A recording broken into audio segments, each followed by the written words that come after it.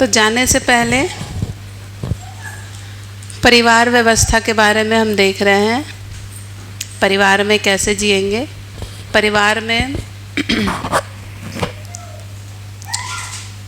क्यों जीना है, परिवार क्या है, परिवार कैसे है, कितना है, ये हम देखें। और फिर जो 7 संबंध हैं, मानव में जो 7 संबंध है, तो उनमें कौन कौन से मूल्य होंगे इसमें हम देखें। तो देखें कि विश्वास मूल्य सभी में आधार मूल्य है। जितने भी कोई भी संबंध हो वहाँ पे आधार मूल्य विश्वास ही है। विश्वास है तभी हम साथ में मिलके चल पाते हैं। जिसका बोले सौजन्यता, सौजन्यता यानी सहभागी, सहकारी होना, सहयोगी होना, पूरकता और उपयोगिता। यानी मैं भी विश्वास में हूँ, मतलब मैं अपनी उपयोगिता के साथ में हूँ, और जब ज़रूरत पड़ती है तो फिर मैं पूरक हो जाता हूँ या हो जाती हूँ। ठीक है, तो ये विश्वास देखें। विश्वास का शिष्ट मूल्य विश्वास के साथ है, मतलब सौजन्यता शिष्ट मूल्य के रूप में दिखाई देगी। सम्मान में हमने देखा कि श्रेष्ठता का यदि हमको पता है तो इसके लिए पहले अनिवार्य है कि हमको श्रेष्ठता का पता रहे। श्रेष्ठता क्या है? प्रतिभा और व्यक्तित्व के रूप में श्रेष्ठता। तो श्रेष्ठता का हमको पता रहेगा तो हमारे में सम्मान का भाव रहेगा, और जिसमें भी हम वो श्रेष्ठता को देख पाएंगे तो उसके साथ में हम सौहार्दतापूर्वक प्रस्तुत होंगे, यानी कि बिना किसी आडंबर के हम प्रस्तुत होंगे। अब आगे है स्नेह। स्नेह में देखते हैं क्या बोले, संबंध की जागृति के प्रति जिम्मेदारी का भाव दिखा। तो उनकी जागृति के प्रति जिम्मेदारी का भाव, यानी कि वो जैसा हम स्नेह बोलते हैं ना, बच्चों को देख के स्नेह आया है ना, कि इसके प्रति जिम्मेदारी का भाव है मेरा। ठीक है, ये मेरा संबंधी है, ये मेरा अपना है। जब हम उनको देखते हैं कि ये मेरा संबंधी है, मेरा अपना है, तो उसके लिए जिम्मेदारी का भाव आता है ना। कोई भी जिम्मेदारी, चाहे वो शारीरिक हो या समझदारी का हो, तो उसके लिए एक जिम्मेदारी का भाव, उससे हम मिलना चाहते हैं, खुशी होती है मिलके। जिससे स्नेह रहता है मिलके कितने खुश होते हैं, है ना। हमारे अपनों से मिलते हैं, अपने मित्र से मिलते हैं, तो हमको बहुत खुशी होती है ना। तो स्नेह वही है, स्वयं स्फूर्त मिलन, खुद से मिलना, उत्सव प्रसन्नता में से के लिए मिलना, उत्सव में मिलना, उत्सव लग रहा है, किसी से मिल रहे हैं, तो ये हुआ स्नेह का भाव। एक व्यक्ति के लिए जब ये भाव है, इसी को बोले स्नेह। ठीक है, जब ये सबके लिए यही भाव आ जाता है, इसी को बोलेंगे प्रेम। स्नेह एक व्यक्ति के लिए, और जब सभी मेरे संबंधी हो गए तब उसको बोलते हैं प्रेम। तो अभी अपन स्नेह देख रहे हैं। स्नेह का अपोजिट जब बोलते हैं वो होता है द्वेष। ठीक है, द्वेष बोलने से ज़्यादा अच्छे से समझ में आता है स्नेह क्या होता है ना। तो अभी क्या होता है, बच्चों को हम शुरू से कंपटीशन सिखाते हैं कि बेटा टॉप करना है। अरे वो आगे कैसे आ गया, तुम कैसे थर्ड कैसे आ गए, फर्स्ट आना है ना। तो क्या होता है, कहीं ना कहीं हम कंपटीशन सिखाते हैं, द्वेष सिखाते हैं। तो द्वेष का अपोजिट स्नेह, या स्नेह का अपोजिट द्वेष बोलना ज़्यादा ठीक है। ठीक है, तो जब स्नेह का भाव रहता है हमारे में, किसी के लिए भी स्नेह का भाव, अपने संबंधी के लिए, मित्र के लिए, मुख्य रूप से ये जो है संबंध, जैसे बोले कि सभी जो मूल्य हैं सभी संबंधों में है, लेकिन किसी किसी संबंध में जो उसकी प्रमुखता है, कुछ मूल्य हैं जिसकी उसमें प्रमुखता है। जैसे कि सम्मान है वो पति पत्नी संबंध में, भाई बहन संबंध में, मित्र मित्र संबंध में, और सहयोगी का साथी के प्रति, सहयोगी साथी संबंध में, इनमें सम्मान का मुख्य रूप से देखेंगे। संतान है माता पिता के प्रति, शिष्य है गुरु के प्रति सम्मान। वैसे ही स्नेह रहेगा पति पत्नी में, मुख्य रूप से पति पत्नी में, मित्र में, भाई बहन में, ये जो समानता वाले संबंध हैं मुख्य रूप से इसमें स्नेह दिखेगा हमको। तो उसमें जिम्मेदारी का भाव, और माता पिता का बच्चों के प्रति, तो स्नेह का भाव वहाँ। तो जब स्नेह का भाव है हमारे में, यानी कि एक जिम्मेदारी का भाव है कि ये मेरा संबंधी है, ये मेरा संबंधी है, तो मैं इसको कैसे समझदार बना दूँ, यही तो भाव आएगा। उससे मिलके हमको बड़ी खुशी होगी, अंदर से बड़ा मज़ा आएगा। इसका शिष्ट मूल्य है निष्ठा। निष्ठा यानी अब मेरा जो विचार और व्यवहार है, जो एक मानवीयतापूर्ण विचार मेरा उसके लिए है, मानवीयतापूर्ण व्यवहार है, उसकी निरंतरता बनी रहेगी, वो ख़त्म नहीं होगा। स्नेह जो है वो बना ही रहेगा, वो ख़त्म नहीं होगा, बना रहेगा। निष्ठा, निष्ठा यानी निरंतरता। जब भी निष्ठा बोल रहे हैं मतलब कि निरंतरता की बात अपन कर रहे हैं। लिख भी देती हूँ। पेन किधर गई?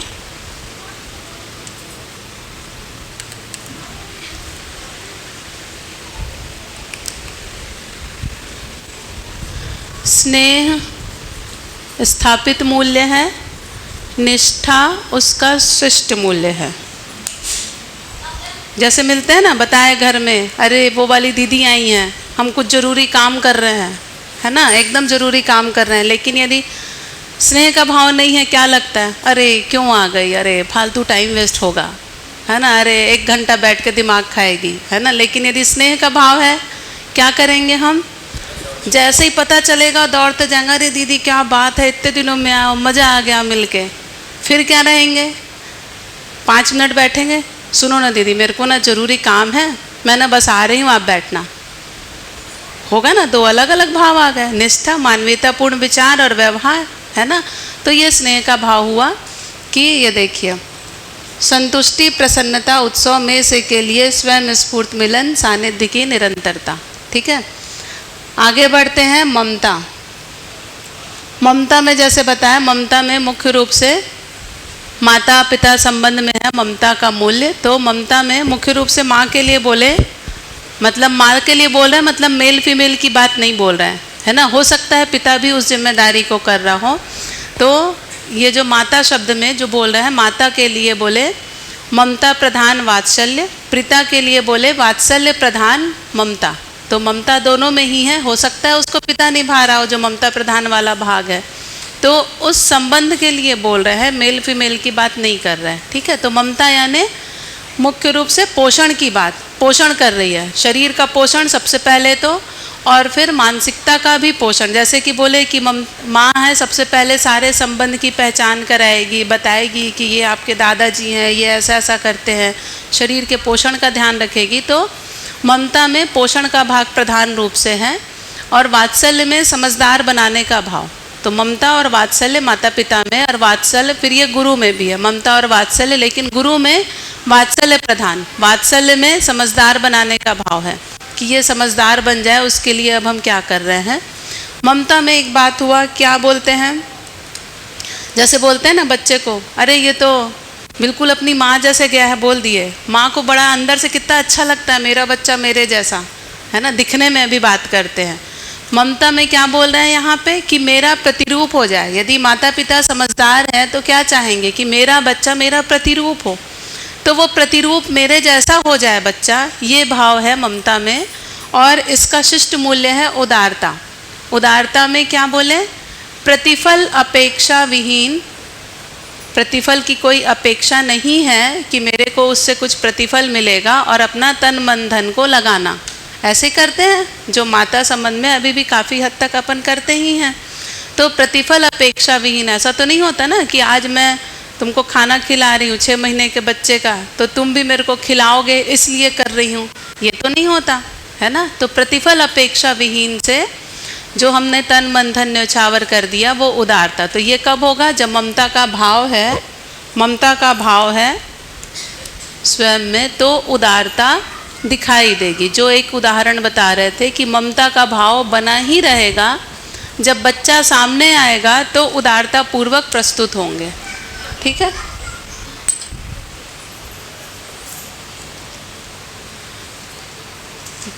देखिए ये प्रतिरूपता सहज स्वीकृति उत्सव निरंतरता खुशी खुशी कर रही है, प्रतिफल अपेक्षा विहीन कर्तव्य दायित्व वहन तन मन धन अर्पण।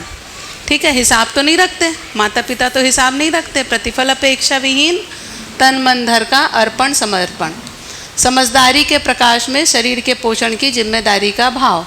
अब ये जिम्मेदारी का भाव क्या है, तो जिम्मेदारी का भाव में फिर क्या हुआ, जिम्मेदारी निभाएगी, साथ ही साथ वो बच्चा जिम्मेदार बन जाए। ऐसा नहीं कि सारी जिम्मेदारी उठा ली, बच्चे को जिम्मेदार ही नहीं बनाई, तो उसको जिम्मेदार बना देना, ये एक भाव है। तो ये किसमें, माता पिता और गुरु, माता पिता और गुरु के लिए मुख्य रूप से ममता। तो ममता वाला भाग है मुख्य रूप से माता के में, पिता और गुरु के में पहले वात्सल्य।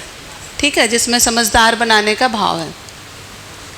श्रद्धा, श्रद्धा में श्रद्धा किसके प्रति रखते हैं हम, नॉर्मली सोचिए श्रद्धा किसके प्रति, उनके जैसा बन जाए, ये भाव होता है ना। श्रद्धा मतलब मैं भी उस जैसा हो जाऊं कि जो भी मेरे को श्रेष्ठता दिख रही है एकदम मैं उस ओर अब चल पड़ा, बिल्कुल वैसा मेरे को होना है, वो श्रद्धा हो गया। और इसका शिष्ट मूल्य है पूज्यता। ठीक है, प्रामाणिकता, श्रेष्ठता की ओर प्रवृत्ति एवं संकल्प सहित गति। संकल्प यानी कि अब मेरे को ऐसा जीना ही है ना, ऐसा ही करना है, ये संकल्प हुआ। पूज्यता, अभी हम क्या करते हैं, पूज्यता यानी पूजा करते हैं, है ना। पूज्यता में हम पूजा में क्या करते हैं, मेरे को ये दे दो, ऐसा कर दो, हम सब सुखी हो जाएं, मेरे को ये मिल जाए, मेरे परिवार को ये मिल जाए, ऐसा बोल रहे हैं। यहाँ क्या बोल रहे हैं, पूज्यता मतलब कि अब मैं वैसा प्रस्तुत हो रहा हूँ, वो जो गति मिली है अब मैं उस राह पे चल रहा हूँ, वैसा मैं चल रहा हूँ, ये हो गया पूज्यता। गुरु के लिए मुख्य रूप से, प्रधान रूप से श्रद्धा और पूज्यता गुरु के लिए। तो गुरु के प्रति श्रद्धा उनकी श्रेष्ठताओं के एकदम अनुरूप। अभी अपन गौरव देखेंगे, गौरव से और आगे का मूल्य। या गौरव में क्या होता है, अनुकरण अनुसरण कर रहे हैं, इसमें और आगे की गति कि अब वैसा ही मैं बिल्कुल हो जाऊं, उसके लिए एकदम गुणात्मक परिवर्तन हो गया। श्रद्धा का पूज्यता, पूजना, उसको एकदम पूज रहे हैं, अपने इष्ट को पूजते हैं ना, इष्ट को, जिनको भी इष्ट माना है उनको पूछते हैं। तो जब अपन यहाँ बात कर रहे हैं तो इष्ट क्या हुआ, मेरा जागृति, मेरा इष्ट हुआ, जिसको हम पाना चाहते हैं, हम गुरु में वो देख पाते हैं। तो गुरु में, माता पिता यदि समझदार है माता पिता में, तो उनके लिए ये भाव कि मैं वैसा हो जाऊं, उनकी वैसी मेरी प्रवृत्ति हो जाए, वैसा मेरा संकल्प बने और वैसी मेरी गति हो, तो उसके लिए सक्रियता, उसके लिए फिर जो भी कर रहे हैं कि मेरे को ऐसा ही करना है, ऐसा बनना है। ठीक है, अब आ गए वात्सल्य।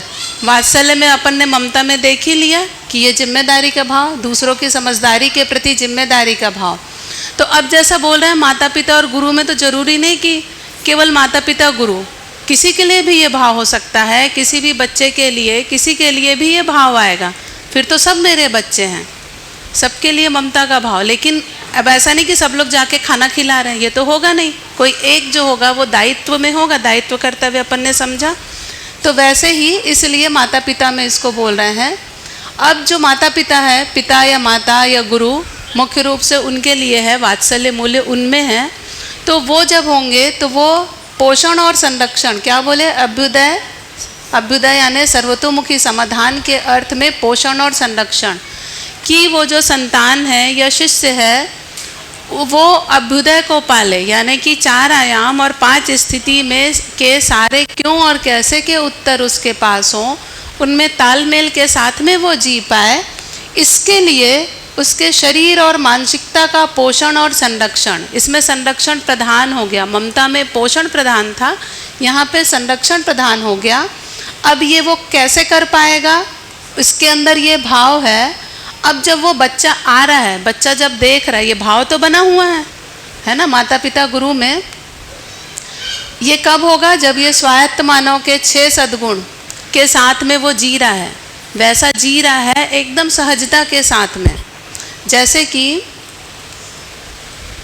कि हम बोले माता पिता प्रथम गुरु माता पिता बोले, तो अब बच्चे को माता जो है यदि बड़ों के प्रणाम करती है, बड़े जब भी आते हैं प्रणाम करती है, बच्चे को एकदम से बताना नहीं पड़ता। घर की जो भी संस्कृति है कि बड़ों का सम्मान होना है, अच्छा ऐसा करते हैं, उसको अलग से बताना नहीं पड़ता।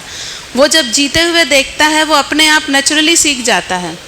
तो यही भाग है कि यदि माता पिता वो जो 6 सद्गुण हैं जो यहाँ लिखे हुए हैं उनके साथ में जीते रह रहे होते हैं, निरंतरता प्रमाण, इसमें निरंतरता, वैसे ये जी रहे हैं, सहज रूप में जी रहे हैं, तो वो अपने आप उस बच्चे में, ऐसा नहीं मुंह से नहीं बोलेंगे, मुंह से भी बताएंगे, लेकिन वो वैसा जी रहे हैं और ये अपने आप बच्चे में आ गया। जैसे मान लीजिए बच्चा साइकिल चलाना सीखता है ना, साइकिल चलाना हम सिखाते हैं बच्चों को। तो क्या करते हैं, जब बच्चा चला रहा होता है पहले तो हम पकड़ के रखते हैं, पीछे से पकड़े रहते हैं, और फिर क्या होता है धीरे धीरे हम छोड़ देते हैं, धीरे से छोड़ते हैं, थोड़ा सा दौड़ के आगे जाते हैं, फिर थोड़ा सा छोड़ते हैं, फिर पकड़ते हैं, करते हैं। हमको अंदर से थोड़ा सा आता तो है कहीं गिर ना जाए, लेकिन हम अपने आप में सहज रूप से बने रहते हैं। कोई लोग ज़्यादा डरते हैं, लेकिन कोई लोगों को पता है कि हाँ, जिसको ये पता है कि हाँ वो चला लेगा, नहीं गिरेगा, विश्वास रखो, है ना, वो उस सहज भाव में बने होते हैं। भले ही, और बच्चे को बताते नहीं है कि हमारे अंदर में कुछ डर है। बेटा आप चला लोगे, अरे चला लोगे, एकदम बढ़िया चलाओगे, अरे इतना बढ़िया चलाए हो। उसको बोलते हैं ना कि बढ़िया करे हो, बढ़िया है, मस्त है, एकदम अच्छा किए। तो ये सहजता के साथ में वो हम कर रहे हैं। साइकिल माता पिता ने भी चलाया है, घर का जो भी चीज़ बोल रहे हैं, कार चलाना जैसे है या स्कूटी चलाना है, पहली बार जब स्कूटी चलाया, पीछे में माता या पिता बैठे हैं, हल्का सा हाथ ऐसे रखे हुए हैं, एकदम सहजता के साथ में, अरे बढ़िया, क्या बढ़िया करे हो, अरे स्पीड कम कर दिए, कितना बढ़िया किए हो। उसको बताते जा रहे हैं, गाइड भी करते जा रहे हैं, खुद भी हम वैसा ही करते हैं। ये नहीं कि बस बोल रहे हैं और हम खुद नहीं कर रहे हैं। हम खुद भी सभी समझदारी की चीज़ों में, आचरण में, व्यवहार में, इसमें हम सभी चीज़ों में हम खुद भी वैसा कर रहे हैं और उसके साथ में वैसा बने हुए हैं। तो ये हो गया वात्सल्य। वात्सल्य का शिष्ट मूल्य है सहजता। वात्सल्य सहजता यानी कि सहज रूप में स्वयं में विश्वास के साथ में जी रहे हैं, श्रेष्ठता का सम्मान करते हुए जी रहे हैं, प्रतिभा और व्यक्तित्व में संतुलन के साथ में जी रहे हैं, व्यवहार में सामाजिक होके और व्यवसाय में स्वावलंबन पूर्वक जी ही रहे हैं। तो हमको कोई आडंबर करने की ज़रूरत नहीं है, इसी को बोले सहजता। ठीक है, हमको अलग से बताना नहीं पड़ेगा कि बेटा ऐसा किया करो, मोबाइल मत देखा करो, खुद ही देख रहे हैं, कैसे बोले मोबाइल मत देखा करो, है ना। तो खुद जीते रहेंगे, मोबाइल हम खुद ही नहीं देखते रहेंगे, टीवी हम खुद ही नहीं देखते रहेंगे, तो बच्चा क्यों देखेगा। उसके लिए कुछ कार्यक्रम बना रहेगा तो वो खुद नहीं करेगा। फिर है कृतज्ञता। कृतज्ञता का शिष्ट मूल्य है सौम्यता। कृतज्ञता के लिए आप लोग को ध्यान है, जब नागराज जी का जो टाइमलाइन लिखे थे उसमें बताया गया था, श्रीमान जी बताए थे कि जब उनको ज्ञान हुआ तो उन्होंने ये कहा, सबसे पहला भाव जो उनमें आया ये आया कि ये जो मेरे को ज्ञान मिल गया ये मानव जाति के पुण्य से मेरे को मिला। उन्होंने ये बात कही कि मेरे को ये जो ज्ञान मिला तो ये मेरे को मानव जाति के पुण्य से मिला। 99 हथौड़े तो पहले पड़ चुके थे, मैंने 100वां हथौड़ा मारा, तो मानव जाति के पुण्य से मिला। तो उनमें ये भाव जगा तो कि मैं ये अब मानव जाति को ही अर्पित करता हूँ। ठीक है, तो ये जो भाव था क्या कि कृतज्ञता का भाव उनमें ये एक दिखा, तो पूरा सह अस्तित्व दिख गया, अस्तित्व सह अस्तित्व स्वरूप में है, ये दिख गया। पहला जो भाव बना कृतज्ञता का भाव, उन श्रेष्ठ जनों के लिए, उन सभी श्रेष्ठ जनों के लिए जिनके वजह से, जिन कारण उनको ये ज्ञान की प्राप्ति हुई। कृतज्ञता के लिए, कृतज्ञता की परिभाषा क्या होगी? प्राप्त सहायता के लिए मिली स्वीकृति या उन्नति और जागृति में प्राप्त प्रेरणा और सहायता की स्वीकृति का भाव। प्रेरणा और सहायता की स्वीकृति का भाव। तो इसमें जरूरी बात क्या है? जैसे कृतज्ञता का भाव किसके लिए रहेगा? बच्चे का, संतान का, माता पिता के लिए, गुरु के लिए, सहयोगी का, साथी के लिए, जिनसे हमको सहायता मिल रही है, मुख्य रूप से वहाँ पे इन संबंधों में रहेगा। ठीक है, तो अब जैसे संतान है, हम बोलते हैं, उस दिन बताई थी, याद है, जो माता पिता की अपेक्षा क्या होती है? शुरुआत में केवल एक स्माइल कर दे बच्चा, ये अपेक्षा है। धीरे धीरे उससे जो अपेक्षा है कि ये जो हमारी संस्कृति है परिवार की, उसको बच्चा ये सीख जाए, वैसा बन पाए। एट लास्ट बच्चे से क्या अपेक्षा रहती है कि ये हमारे लिए कृतज्ञ हो जाए। आखिरी जो एक अपेक्षा बचती है, कृतज्ञता की अपेक्षा बचती है। तो ये कृतज्ञता कैसे आएगी? अभी ऐसा दिखता है कि आप बोलोगे कि क्या भाव है, तो मैं केवल कृतज्ञ हूँ आपके लिए। आप क्यों हो? बच्चे से पूछोगे माता पिता के प्रति क्या भाव होना है? आपकी सेवा करना है, जो हमने रटवा दिया है एक तरह से, है ना, या उसके अंदर डाल दिए हैं, उसके अंदर से खुद से जो ये भाव बनना कि मैं ऐसा सोचता हूँ, ये मेरा संकल्प है। तो ये जो संकल्प है ये आएगा कैसे? जब बच्चा छोटा सा है, 1.5 साल, 2 साल, 2.5 साल का, तब से उसके अंदर ये आरोपण करना होगा, संस्कार का आरोपण करना होगा कि वो हमारे लिए क्या क्या करते हैं, इस पे ध्यान दिलाना। तो ये किसकी जिम्मेदारी? माता पिता की, फिर परिवार की, परिवार के संपर्क की, फिर शिक्षण संस्थान की। शिक्षण संस्थान में जाएगा तो वो ध्यान दिलाएंगे कि तुम्हारे माता पिता, परिवार वाले इतना कुछ किए हैं, फिर ध्यान दिलाएंगे, क्योंकि वो सिस्टमेटिक एक क्रम से चल रही है ना पढ़ाई।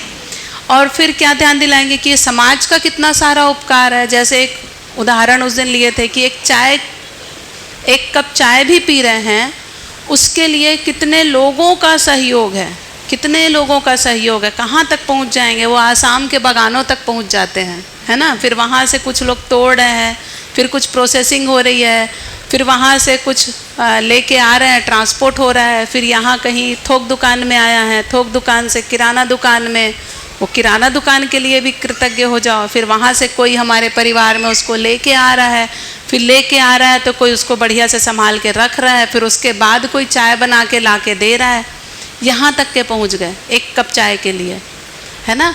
तो कृतज्ञता में क्या है, मुख्य बात जो है, जो प्राप्त सहायता है उस पर ध्यान नहीं जाता है। तो प्राप्त सहायता के प्रति स्वीकृति, कृतज्ञता बोले प्राप्त सहायता या प्रेरणा, प्रेरणा भी दिए उसके लिए भी, हाँ बिल्कुल। तो हमारी शारीरिक आवश्यकता और मानसिक आवश्यकता, जीवन और शरीर दोनों के लिए जो सहायता मिली, उन्नति और जागृति। उन्नति यानी समाधान, समृद्धि, अभय, सहअस्तित्व। जागृति यानी अपन को पता है जागृति, जीवन की जागृति।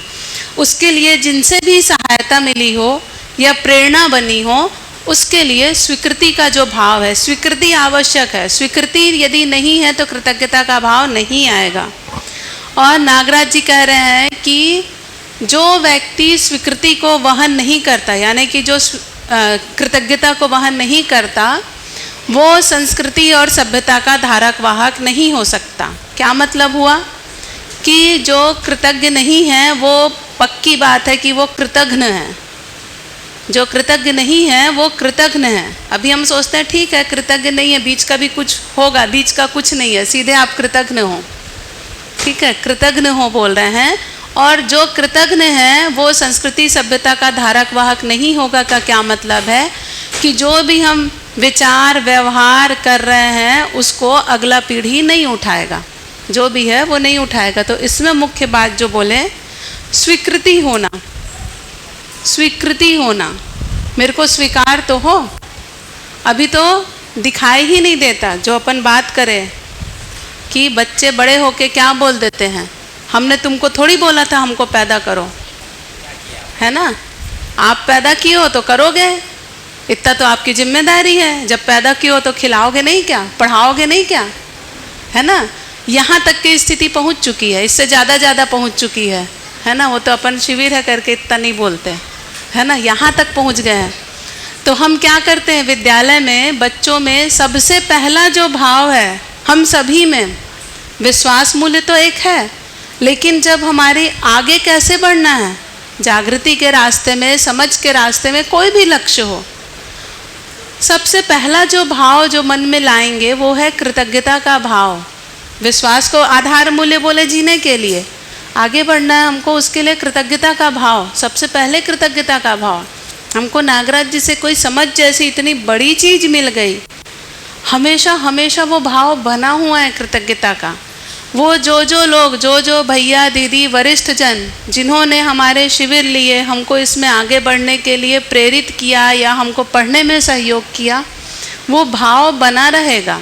ऐसा नहीं कि अब एकदम वो जैसा कर रहे हैं बिल्कुल वैसा करने लग जाए, है ना। नागराज जी कॉफ़ी पीते हैं तो हम भी कॉफ़ी पिएंगे, ये भाव नहीं। कृतज्ञता क्या है, उसकी स्वीकृति है मेरे को। हाँ, मैं स्वीकार करती हूँ कि आपने मेरे को ऐसा किया, आपने मेरे को पढ़ाया, आपने मेरा सहयोग किया। तो हम क्या करेंगे, उनके सामने सौम्यता के साथ में प्रस्तुत होंगे। ठीक है, जिनके प्रति कृतज्ञ हैं, सौम्यता के साथ में हमारा बॉडी लैंग्वेज एकदम चेंज हो जाएगा। अरे भैया बहुत बढ़िया भैया। तो उनके में हो सकता है, जैसे अभी हमने बोला कि अभी कोई भी पूरे नहीं हुए हैं, यानी कि पूर्ण समझ के साथ अभी नागराज जी को ही हम जानते हैं, और अभी हमको जीवन विद्या की बात करें तो वहाँ पे ऐसे कोई दिखते नहीं है। सभी, किसी ने अभी तक कहा नहीं है कि हम पूर्ण समझ को पा लिए हैं। मतलब कि पूर्ण समझ को नहीं पाए हैं, मतलब कहीं ना कहीं कुछ कुछ कमी है। तो भाई ऐसा नहीं कि उस कमी को भी हम लेके चल पड़े, उनके साथ में बढ़िया रहें, उनकी जो श्रेष्ठता है उनको देख पाओ। वो स्वीकृति का भाव, यहाँ पे वो वाला भाव नहीं कि आपके जैसा मैं करूँ, ये कृतज्ञता का भाव है। तो अब नागराज जी से किसी ने पूछा कि अपने माता पिता के लिए फिर हम, क्योंकि अभी जो है पूर्ण समझ जिसको हम बोल रहे हैं यहाँ पे अभी तो है नहीं, परिवारों में नहीं, तो अब अपने माता पिता के प्रति कृतज्ञ रहो बोलते हैं, तो हम क्यों रहें? तो उन्होंने बोला कि सबसे पहले तो इसलिए रहो कि उसने आपको जन्म दिया। जन्म दिया का मतलब जो जीवन आप में है वो क्यों आया? सुखी होने के लिए आया, प्रमाणित होने के लिए आया। तो उस जीवन को अवसर मिला उन माता पिता के कारण। तो पहला कारण तो ये। दूसरा कारण, उन्होंने जो ममता वात्सल्य बोल रहे थे कि उन्होंने आपको सारा कुछ देने में बिना प्रतिफल की अपेक्षा के लिए वो सब कुछ किया। तो ये दो कारण पर्याप्त हैं उनके लिए कृतज्ञ होने में। भले ही हमको जो शिक्षा जैसी चाहिए थी ये भले ही उनसे न मिली हो, लेकिन ये दो कारण तो पर्याप्त हैं कृतज्ञ होने के लिए। तो ये बहुत बड़ा ही सुंदर मूल्य है। जब तक ये कृतज्ञता का भाव नहीं होगा हम आगे बढ़ ही नहीं सकते। बहुत बड़ा अटकाव है ये।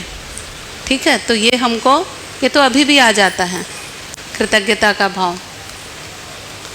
ठीक है, तो सौम्यता क्या है ये देखिए। प्राप्त सहायता, उपकार के प्रति स्वीकृति, प्रसन्नता व निरंतरता की स्वीकृति, स्वीकार हुआ। ठीक है, सौम्यता क्या हुआ? स्वयं स्फूर्त प्रणाली पद्धति से स्वयं का नियंत्रण। गुरु के सामने कैसे रहते हैं? नियंत्रित रहते हैं, है ना। अभी भी देखोगे क्लासरूम में बच्चे हल्ला गुल्ला करते रहते हैं। जैसे ही टीचर आता है क्या करते हैं? हालांकि उसमें भय का बहुत बड़ा भाग रहता है, लेकिन जल्दी जल्दी वो बैठ जाते हैं, है ना। लेकिन बहुत सारे ऐसे भी टीचर हैं जिनका एकदम सम्मान करते हैं, अपने आप नियंत्रित होते हैं, है ना, जिनके प्रति कृतज्ञता का भाव है। फिर है गौरव। गौरव क्या हुआ? अपने जो संबंधी हैं उनकी श्रेष्ठताओं को पहचाने और उनके अनुरूप होने का भाव।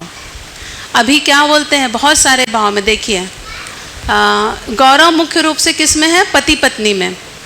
पति पत्नी में एक दूसरे के प्रति गौरव कि वो कुछ अच्छा कर रहा है या कर रही है तो दूसरे को उसके लिए गौरव होता है। गौरव होता है का मतलब वो देखता है कि अरे वाह कितना, पति देखता है कि अरे वाह कितना बढ़िया कर रही है, और वो भी वैसा करने का प्रयास करता है, उसके अनुकरण का प्रयास। या पत्नी वैसा देखी तो वैसा अनुकरण। तो इसमें हमारी प्रवृत्ति बनती है। और गौरव कहाँ पे होगा? मित्र मित्र संबंध में। मित्र ने कुछ अच्छा किया तो हमको गौरव होता है कि अरे वाह मेरा मित्र इतना अच्छा किया, मैं भी करता हूँ। फिर क्या हुआ? अभी क्या होता है मित्र मित्र में? बताओ भैया, देखो बताओ क्या होता है? मित्र कुछ अच्छा कर लेते हैं तो स्माइल कर रहे हो आप। बताओ बताओ, माइक दे दो भाई इनको। कहाँ है माइक? हरीशचंद भाई को माइक दे दो।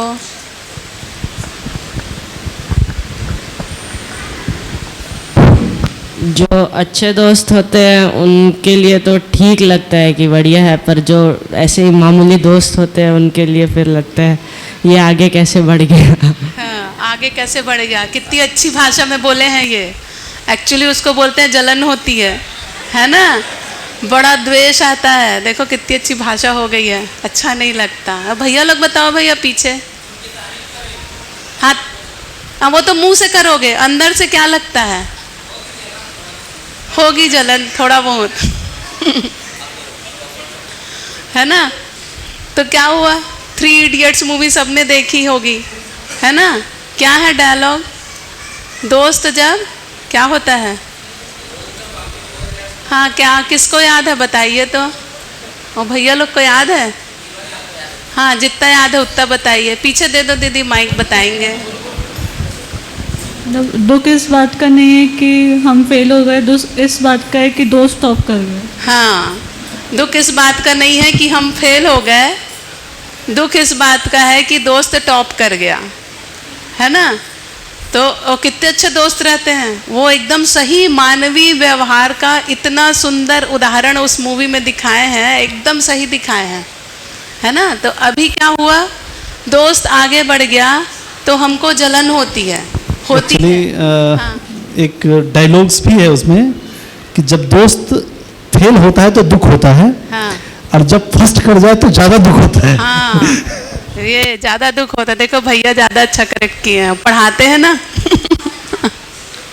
है ना। जब दोस्त फेल हो जाए तो दुख होता है, लेकिन टॉप करता है तो और ज्यादा दुख होता है। और ऐसा ही होता है ना। तो ये होता है। और दीदी एक बात हम बोलना चाह रहे थे कि जैसे आजकल जो बच्चे इंजीनियरिंग कॉलेजेस में या कहीं भी साथ में रह रहे हैं, तो 3-4 साल का हॉस्टल वगैरह में उनका अच्छा संबंध चलता है और काफ़ी बिल्कुल ऐसा लगता है बहुत एक्साइटिंग संबंध चल रहा है। लेकिन वही 2-3 साल 4 साल बीतने के बाद 90% बच्चे ऐसा समझते हैं कि मेरे जो बेस्ट फ्रेंड्स थे उन्होंने मेरी ज़िंदगी बर्बाद कर दी, पढ़ने नहीं दिए, कुछ कहीं का छोड़ा नहीं और सारी गलत आदतें सिखाए। तो ये 90% बच्चों के साथ ये चल रहा है आजकल के समय में। एकदम एकदम। आप भी एग्री करते हैं भैया? बताइए, माइक में बोलिए। इंजीनियरिंग कॉलेज में जो आजकल चल रहा है, और मैक्सिमम इंजीनियरिंग कॉलेज में चल रहा है, क्योंकि मैं जब बच्चों से इंटरेक्ट करता हूँ तो पढ़ाई के नाम पर ये चल रहा है, बस पेपर पास कर रहा है वो। इवन अभी एक मेरे गली में ही एक बच्चा है जो बीएससी नर्सिंग इवन करने गया है, तो मैंने उससे, जस्ट मेरा स्टूडेंट रहा है तो मैं उससे पूछता रहता हूँ कि बेटा क्या चल रहा है पढ़ाई लिखाई। तो कह रहा है सर प्रोफेसर वगैरह सब तो पढ़ाते हैं, लेकिन मुझे ये समझ नहीं रहा इतना पढ़ा क्यों रहे हो। तो मैंने बोला क्या सब्जेक्ट पढ़ाई कर रहे हो, तो उसमें एक साइको सोशियोलॉजी एक नया है। तो कह रहा है कि भैया मैं ना ये जो पढ़ रहा हूँ ना, तो मुझे ये समझ नहीं आ रहा साइको सोशियोलॉजी कहाँ से आ गया बीएससी नर्सिंग में। फिर मैंने उसको समझाया कि सबसे पहले तो तुम एक अच्छा मानव बनोगे, समझ पाओगे किसी पेशेंट को, तभी तो तुम कर पाओगे। तो नहीं वहाँ तो कह रहा है कि ये पता नहीं सब्जेक्ट ला क्यों दिया, इसके लिए आंदोलन कर दिया सबने। अच्छा। वो सब्जेक्ट क्रेडिट क्यों लाया है इस बात के लिए। और जो भी है ना, दारू का इतना बड़ा गंदा कल्चर बना हुआ है इंजीनियरिंग कॉलेज में, पार्टी के नाम पर, बर्थडे के नाम पर लोग अपने पेरेंट्स से झूठ बोल करके कि नहीं कॉलेज में ये फीस देना है, हॉस्टल में ये चार्ज बढ़ गया है, और फिर ना दारू की पार्टी, बाहर पार्टी, खाने की पार्टी, मतलब पार्टी के नाम पर इतना घिनौना हरकत कर रखा है। और ये सिर्फ लड़कों में ही नहीं, लड़कियों में भी बढ़ गया है। पहले क्या था, सिर्फ लड़का भी करता था, अब लड़कियां ज्यादा कर रही है। मैंने उससे और ज्यादा डीप लेवल पर बात करी तो कह रहा था कि भैया मैं क्या बताऊं, मतलब मुझे तो ऐसा लग रहा था कि वो भी इन्वॉल्व हो रहा है, लेकिन फिर भी बचने का सलाह मैंने दिया कि तुम मत करो इतना, है ना। दीदी मतलब स्मार्ट बनने के नाम पे अच्छे अच्छे बच्चे हॉस्टल्स में जाके एकदम बिगड़ जा रहे हैं। ये सब सारी चीज़ें हो रही हैं और जम के हो रही हैं। ठीक बात है, ठीक बात है। अभी यही है जो समाज का, यही आईना है, समाज यही दिख रहा है। हाँ, दीदी भी बताएंगे। एक और टीचर, बच्चों तक ही नहीं रह गया है, ये परिवार में भी आ गया। देरानी की बेटी, मेरी जैसे जस्ट नॉर्मल एग्जांपल दे रही हूँ, अरे दोनों बराबर में तो पढ़ते थे, इसकी ज़्यादा परसेंटेज कैसे आ गए, मतलब खुशी नहीं है, परसेंटेज ज़्यादा कैसे आ गए। हम समाज में रह रहे, अरे वो हमारे सामने हमारे मोहल्ले में रहता था, वो इतना आगे अमीर कैसे बन गया, मतलब वो अंदर से जलन, और वही हम सबको डूबे जा रही है। वो अच्छा क्यों बना, उसमें क्या गुण है, ये बात हम किसी ने ध्यान नहीं दी। किस कारण वो अच्छा बना या ये अच्छे गुण आए हैं, किस कारण वो अच्छे नंबर पर पास हुए, वो ऐसे कैसे बन गया, वो नेगेटिविटी का समाज परिवार सभी गड़बड़ हो रहे हैं। वो कारण पता चल भी जाएगा ना दीदी, वो क्यों बना, मेहनत करके बना, तो भी कोई खुश नहीं होते, है ना। वो कैसे बन गया, एक्चुअली वो वही भाव है, जलन वाला भाव। एक बात और ध्यान देखना चाहेंगे कि जैसे जो कुछ अच्छे बच्चे हैं 12th तक वो घर में अच्छे तरीके से रह रहे हैं और देखने में संस्कारित लग रहे हैं, वही बच्चे जब हॉस्टल में जाते हैं तो उनके फ्रेंड्स उनको बताते हैं कि एक्चुअली तुम स्मार्ट नहीं, और स्मार्ट होने के लिए ये सीखना पड़ेगा। अच्छा, उसके पास कोई रेफरेंस होता नहीं है कि एक्चुअली इस तरीके से करना चाहिए या मूल्य है, तो वो कंफ्यूज होता है। उसको नहीं पता कि क्या चीज़ें अच्छी हैं क्या चीज़ें गलत हैं। तो ये चीज़ फिर समाज में दिखाई पड़ता है कि बच्चों के साथ कोई रेफरेंस लेवल ना होने की वजह से वो फिर उसी धारा में बह जाते हैं, और वो एक बड़ा नुकसान होता है एक्चुअली। ठीक बात है, वही कि अब मैं उसको मैच करने के लिए कि उनको मैच करना है, तुम स्मार्ट नहीं हो, है ना, इसीलिए बोले कि केवल मैं जागृत हो जाऊं या मैं समझ को उठा लूं, मेरा परिवार बस उठा ले, उससे होगा नहीं। जो अपन 10 सोपान का जो नागराज जी जो कॉन्सेप्ट दे रहे हैं, वातावरण भी वैसा होना होगा, और वातावरण के लिए हमको प्रयास वैसा करना भी होगा, क्योंकि हमारा बच्चा, हमारे संबंधी, हम खुद भी उसी समाज का हिस्सा हैं। हमारे बच्चे अब मान लो बड़े हो गए तो उनके बच्चे उसी जगह पे जा रहे हैं। इसीलिए 10 सोपान आसपास में वो वातावरण भी चाहिए, क्योंकि वो वातावरण के लिए खुद को मैच करने के लिए कि मैं भी स्मार्ट हूँ, मैं भी मॉडर्न हूँ, नहीं तो तुम मॉडर्न नहीं हो बोलते हैं, तो वो मैं मॉडर्न हूँ बोलने के लिए वो सारा कुछ करता है, नहीं खुद को दिखाने के लिए। मान भय देखे थे पहले दिन ना, वो मान भय है, बहुत बड़ा मान भय कि ये मेरे को ऐसा बोल देंगे। मतलब एक तरीके से पीयर प्रेशर में गाली देना सीखता है, पार्टी करना सीखता है, और जानता है कि अगर बियर पीने लगेंगे तो और स्मार्ट हो जाएंगे। तो ज़्यादा लेवल्स वहाँ भी 3-4 सोपानी व्यवस्था है कि इस तरीके से स्मार्ट बनेंगी, और बल्कि देखा जाए तो फिर जीवन भर के लिए। ठीक बात है ना, वैसा है। कैटेगरीज हैं, अलग अलग कैटेगरी बनी हुई हैं, और फिर सोचिए ये आप गलत चीज़ पकड़ा दिया यदि समाज ने, तो पूरी की पूरी जनरेशन उसको लेके आज पूरी दौड़ पड़ी है। बहुत गंदगी है, बहुत गंदगी है। लेकिन वही यदि हम सही चीज़ भी पकड़ाते हैं, मुट्ठी भर लोग भी सही चीज़ पकड़ाते हैं। ये बच्चा बैठा है ना 10वीं का, आप ही को बोल रही हूँ, इधर उधर मत देखो बैठा है वही बच्चा, सही को लेके सबसे आगे में बैठा हुआ है, रोज बच्चा लिख रहा है, तो सही की स्वीकृति तो सबको होगी। उनके पास जो भैया बोल रहे हैं ना, रेफरेंस ही नहीं है, सही का प्रस्ताव ही नहीं है। तो जब सही का प्रस्ताव मिलेगा, आप हम देंगे, सही का प्रस्ताव देंगे तो पकड़ेगा। आज नहीं पकड़ेगा तो कल पकड़ेगा, कल को जब मुंह की खा के आएगा तो पकड़ेगा। कभी तो परेशान होगा, कभी तो पीड़ा में आएगा, कभी तो ढूंढेगा कि अब मैं क्या करूं, मेरे को सुख कैसे मिले, तो पकड़ेगा। तो इसीलिए एक सामाजिक ढांचा खांचा जो 10 सोपान बोल रहे हैं, 10 सोपानीय व्यवस्था बोल रहे हैं, अभी अपन देखेंगे, ये मूल्य पढ़ेंगे, उसके बाद देखेंगे सामाजिक संरचना 5 व्यवस्था देखेंगे।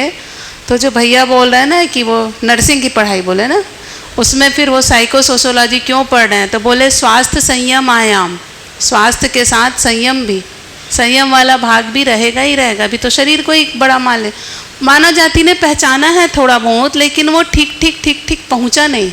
इसलिए लोग वो बढ़िया है, शिक्षा का जो भाग है, जो कंटेंट है, जो किताबों में लिखा है, कोई गलत नहीं लिखा है। बहुत कुछ 99% मेरे ख्याल से लगभग सब सही ही लिखा है, लेकिन कुछ चीज़ें हैं जो नहीं लिखी हैं, जो कि होना चाहिए। बाकी सब कुछ तो बढ़िया है, जो पढ़ाई लिखाई में जो लिखा गया है किताबों में, अच्छा तो लिखा है। कितनी सुंदर किताबें हैं, सारी किताबें इतनी बढ़िया हैं, लेकिन वो जो शिक्षा में जो भाग मिसिंग रह गया, संस्कार वाला जो भाग मिसिंग रह गया, जो हम बोल रहे हैं संस्कार आरोपण प्रक्रिया, वो कहाँ पे है? संस्कार वाला भाग छूट गया। क्यों छूट गया? क्योंकि वो परिवार में वो शिक्षा नहीं, माता पिता को वो शिक्षा नहीं, शिक्षक को वो शिक्षा नहीं मिली, तो क्या करें। ठीक है, स्वास्थ्य को लेकर के भी ना एक बड़ा भ्रम की स्थिति है समाज में। लोग कहते हैं कि पैसे हैं, हॉस्पिटल चला जाऊंगा, खाना गलत खाएंगे, गलत काम करेंगे, पार्टी बाहर का खाना खाएंगे, और फिर जब बीमार होंगे तो फिर हॉस्पिटल के लिए भाग रहे हैं। यानी पहले कमाया खूब मेहनत करके, फिर गलत काम किया, फिर अब स्वास्थ्य पर वही पैसा फिर जाके खर्च कर दिया, अब फिर दुखी रहना, फिर रोना। तो अगर पूरे पैटर्न को देखें तो वो अपनी ही दुख का खुद ही कारण बन रहा है। एकदम, क्योंकि संयम नहीं है। अभी अपन देखेंगे जो व्यवस्था में जो मानव की जो व्यवस्था बनेगी, जो 10 सोपान व्यवस्था, उसमें बोले नागराज जी ने प्रस्ताव दिया है 5 आयाम होंगे। उसमें एक आयाम है स्वास्थ्य संयम। संयम यानी नियंत्रित कार्यक्रम, नियंत्रित रूप से जो शरीर वाला कार्यक्रम है वो नियंत्रित होगा, मानसिकता वाला कार्यक्रम होगा वो नियंत्रित होगा। उसकी कोई शिक्षा ही नहीं है, वैसा वातावरण ही नहीं है। ठीक है, तो अपन कहाँ से चले थे? गौरव, है ना, कि मित्र के साथ में मित्र संबंध में गौरव। आज वो मित्र भी ये सोचता है कि यदि मैं ये वाला गलत काम कर रहा हूँ, मेरा ये दोस्त नहीं कर रहा है, उसको पकड़ के वही मित्र लोग ले जाते हैं। है ना। तो ये यहाँ तक है। जबकि गौरव क्या है कि मेरा कोई मित्र कुछ अच्छा करता है तो मेरे मन में उसके प्रति वो भाव बनता है ना, सरलता। ठीक है, कि वो गौरव करता है, अरे मेरा दोस्त है ना क्या बढ़िया पढ़ता है, इतना ज़बरदस्त है, वो हर साल टॉप करता है। ये गौरव का भाव है ना कि अरे मेरा वो दोस्त है। जरूरी नहीं किसी को बता रहे हैं, अपने मन में ही वो भाव है। अब क्या होगा, यदि वो भाव है तो उससे सरलता से पूछेगा कि अरे यार तुम ऐसा कैसे कर लेते हो, मेरे को बताओ ना तुम ऐसा कैसे किए, है ना। जैसे कि हम यहाँ जीवन विद्या में, जैसे आप लोग गोष्ठी में हो, अभी आप लोग एक दूसरे की छोटा छोटा हमारे में आया है, श्रेष्ठताओं को कहीं ना कहीं देख पाते हो। ये वाले भैया गोष्ठी में बैठते हो तो और समझ में आता होगा कि ये वाले भैया ना इसको बहुत अच्छा समझते हैं, ये दीदी ना पूरा सार को बहुत अच्छा रखती हैं, ये भैया कंटेंट को बहुत अच्छा समझते हैं, ये भैया दीदी हैं ये जिज्ञासा बहुत अच्छे से लाती हैं। अरे तो अब क्या करते हो, देख लेते हो श्रेष्ठता, तो उनसे आपको जलन थोड़ी ना होती है, अभी तो नहीं होती होगी, जलन नहीं होती होगी, क्योंकि हम किसी पूर्ण समझ के लिए हैं, साथ साथ की यात्रा में कोई सही बात को पकड़ के चल रहे हैं। यहाँ पे जलन नहीं होती, यहाँ पे हम सरलता से उनसे पूछते हैं कि अरे भैया मेरे को बता दो ना, मेरे को ये समझ में नहीं आया, दीदी आप इसको कैसे समझे हो बताओ तो। एक बार आप सार बहुत, एक आज दिन भर का दीदी सार रख दो ना, आप बहुत अच्छा रखते हो। भले ये बहुत अच्छा रखते हो कि लाइन नहीं बोल रहे हैं क्योंकि हमारी आदत नहीं है, लेकिन दीदी आप सार रख दो, भैया आप इसको कैसे समझे हो। एक दूसरे का सहयोग लेने में हिचकिचाते नहीं हैं, जलन नहीं करते, ये हुआ सरलता। तो गौरव का भाव है तो सरलता के साथ में प्रस्तुत होते हैं। ठीक है, तो गौरव किस में है, जो प्रमुख संबंध जिसमें गौरव मूल्य है, पति पत्नी संबंध, एक दूसरे की श्रेष्ठताओं को देख के उसके जैसा बनने की प्रवृत्ति, है ना, और ईमानदारी से फिर उससे पूछते हैं, उसके जैसा बनने का प्रयास करते हैं कि अरे तुम ये ऐसा कैसे किए। मित्र मित्र संबंध, भाई बहन संबंध, अभी भाई बहन में भी यही, माता पिता को ठीक से पता नहीं है, वही जो अपन बात की है, 6 साल 3 साल का आ रहा तो 3 साल को पहले उठा लिए, है ना, वहाँ से जन्म होता है, सिबलिंग राइवलरी बोलते हैं इसको, है ना। और ज़्यादातर गुरु शिष्य संबंध में, हाँ, शिष्य गुरु के प्रति गौरव करेगा, है ना, माता पिता के लिए गौरव करेगा, है ना। तो भाई बहन में फिर क्या हुआ, वहाँ से फिर राइवलरी शुरू हुई, है ना, कि ये मेरा दुश्मन है टाइप लगने लगता है कहीं ना कहीं, है ना। तो अब वहाँ पे यदि कोई एक ज़्यादा अच्छा कर लिया, माँ पिताजी उसी की तारीफ किए पड़े हैं कि अरे ये तो 93% लाया है, और दूसरा बेचारा जो 85 लाया है उसको पूछते तक नहीं, तुम ऐसा कैसे ले आए, देखो तुम्हारा भाई 93 लाया है, तुम 85 बस लेके आए हो, है ना। तो ये वहाँ पे उन्हीं लोग डाल देते हैं उनके मन में ये वाला भाव, दुश्मनी वाला, द्वेष वाला भाव। हाँ, तो क्या लाएंगे, गौरव का भाव, ताकि वो श्रेष्ठता को देख पाए, उसका अनुसरण कर पाए। तो ऐसा नहीं कि उसको नीचा दिखा के अनुकरण कराओगे, तो नीचा नहीं दिखाना है, वो भी तो एक मानव है, सम्मान चाहता है, हर मानव सम्मान चाहता है। ठीक है, तो गौरव को देखें, सरलता इसका शिष्ट मूल्य है, तो उसके अनुरूप होने में उत्साह और निरंतरता, जिसको श्रेष्ठ मानने हैं, जो जिसमें श्रेष्ठता दिख रही है, अपना भाई बहन, उनकी कोई भी चीज़ जो वहाँ पे विकसित को पहचाने और उसके अनुरूप होने में उत्साहपूर्वक वैसा करना चाहते हैं, तो हम कैसे प्रस्तुत होंगे, ग्रंथि तनाव रहित अंगहार एवं उसका प्रकाशन। अंगहार यानी बॉडी लैंग्वेज, हमारे अंदर जो स्ट्रेस रहता है, आप ध्यान दीजिएगा, जब हमारे अंदर में द्वेष का भाव है, जलन का भाव है, अंदर में जो ग्रंथियाँ बोल रहे हैं ना, मतलब जो अंदर में टेंशन जैसा आता है, तनाव जैसा आता है, लेकिन जब हम सरल हो जाते हैं, अरे वाह इतना अच्छा किए हो, वो जो ग्रंथियाँ हैं अंदर ना वो खुल जाती हैं, उसी को बोले हैं। और बॉडी लैंग्वेज एकदम ईमानदारी वाली बॉडी लैंग्वेज, अरे भैया बताओ ना कैसे किए आप तो कितना बढ़िया करते हो, है ना। तो ये गौरव और सरलता। उसका एक ही हल बताना चाहूँगी दीदी कि अपन जलन न करें। एक ने टॉप किया है तो बहुत अच्छा, जिसने कम किया उसको ये बताना कि तुम में कुछ और विधा है, तुम में कुछ और क्वालिटी है, हर में हर क्वालिटी नहीं रह सकती है। एक पढ़ाई में टॉप पर, दूसरा ड्राइंग में अच्छा हो सकता है, तो अपन कंपैरिजन करना यदि छोड़ दे तो वो चीज़ हट जाएगी, ये इसका हल है। ठीक है, कंपैरिजन तो करना ही नहीं है। कंपैरिजन क्या होगा, तो और दूसरा जो एक और जो आप मान्यता बोले कि कोई किसी में कोई किसी में। अभी क्या बोलते हैं कि जो जिसका जिसमें इंटरेस्ट है उसको वो चीज़ को दिलाओ, उसको उसी में डाल दिए हैं। तो इंटरेस्ट कहाँ से आया? इंटरेस्ट तो माता पिता ने डाल दिया, वो बच्चे को पता ही नहीं था, बेचारा 3 साल में ब्रश पकड़ के ऐसी ऐसी चला रहा था कभी, तो बोल दिए इसको ड्राइंग में पेंटिंग में बहुत इंटरेस्ट है। एक्चुअली माता पिता को इंटरेस्ट है, माता पिता चाह रहे हैं कि वो ड्राइंग में एक्सेल करे, बहुत अच्छा कर ले, तो उसको ड्राइंग क्लास में डाल दिए कि नहीं तुमको करना है। वो माता को नृत्य में इंटरेस्ट है, ठीक से कभी कर नहीं पाई, कहीं आगे नहीं बढ़ पाई, उसका रह गया अपने मन में, तो अब वो चाह रही है कि मेरी बच्ची जो है वो नृत्य में जाके बहुत अच्छा करे, कथक करे, बहुत अच्छा कथक कर पाए। वो उसको डाल दी तो बच्ची करेगी, 5 साल की बच्ची। तो अब क्या बोलेगी, मेरी बेटी को ना नृत्य में कथक में बड़ा इंटरेस्ट है। वो बेचारा क्या जानेगा बच्चा, वो न्याय का याचक, सही कार्य व्यवहार का इच्छुक और सत्य वक्ता है ना, जिज्ञासु है, वो सब जानना चाहता है, सब जानना चाहता है। आप उसको जो दोगे जानेगा, जो बताओगे, सही दोगे तो सही, गलत दोगे तो गलत, तो वो सारा चीज़ जानने के लिए जिज्ञासु है ही वो, और उसको सब जानना है। नागराज जी क्या कह रहे हैं, हर विधा में पारंगत होगा, सर्वतोमुखी समाधान, सर्वतोमुखी समाधान तक पहुँचना है। अब ऐसा नहीं कि वो नाचने भी जाएगा, गाने भी जाएगा, स्विमिंग भी करेगा, ये भी करेगा, वो भी करेगा, ये नहीं। उसको अस्तित्व के नियम पता होंगे, जो अपन बौद्धिक, सामाजिक और प्राकृतिक नियम बोले हैं, वो नियम उसको पता होंगे। कई सारी विधाओं का उसको पता होगा कि ये ऐसे होता है, जरूरी नहीं वो सबको जा जा के करेगा। करने वाले इतने लोग होंगे, जैसे उन्होंने उस दिन कार का एग्जाम्पल दिए कि चक्का है, इंजन है, ब्रेक है, गियर है, सबके अपने अपने रोल हैं।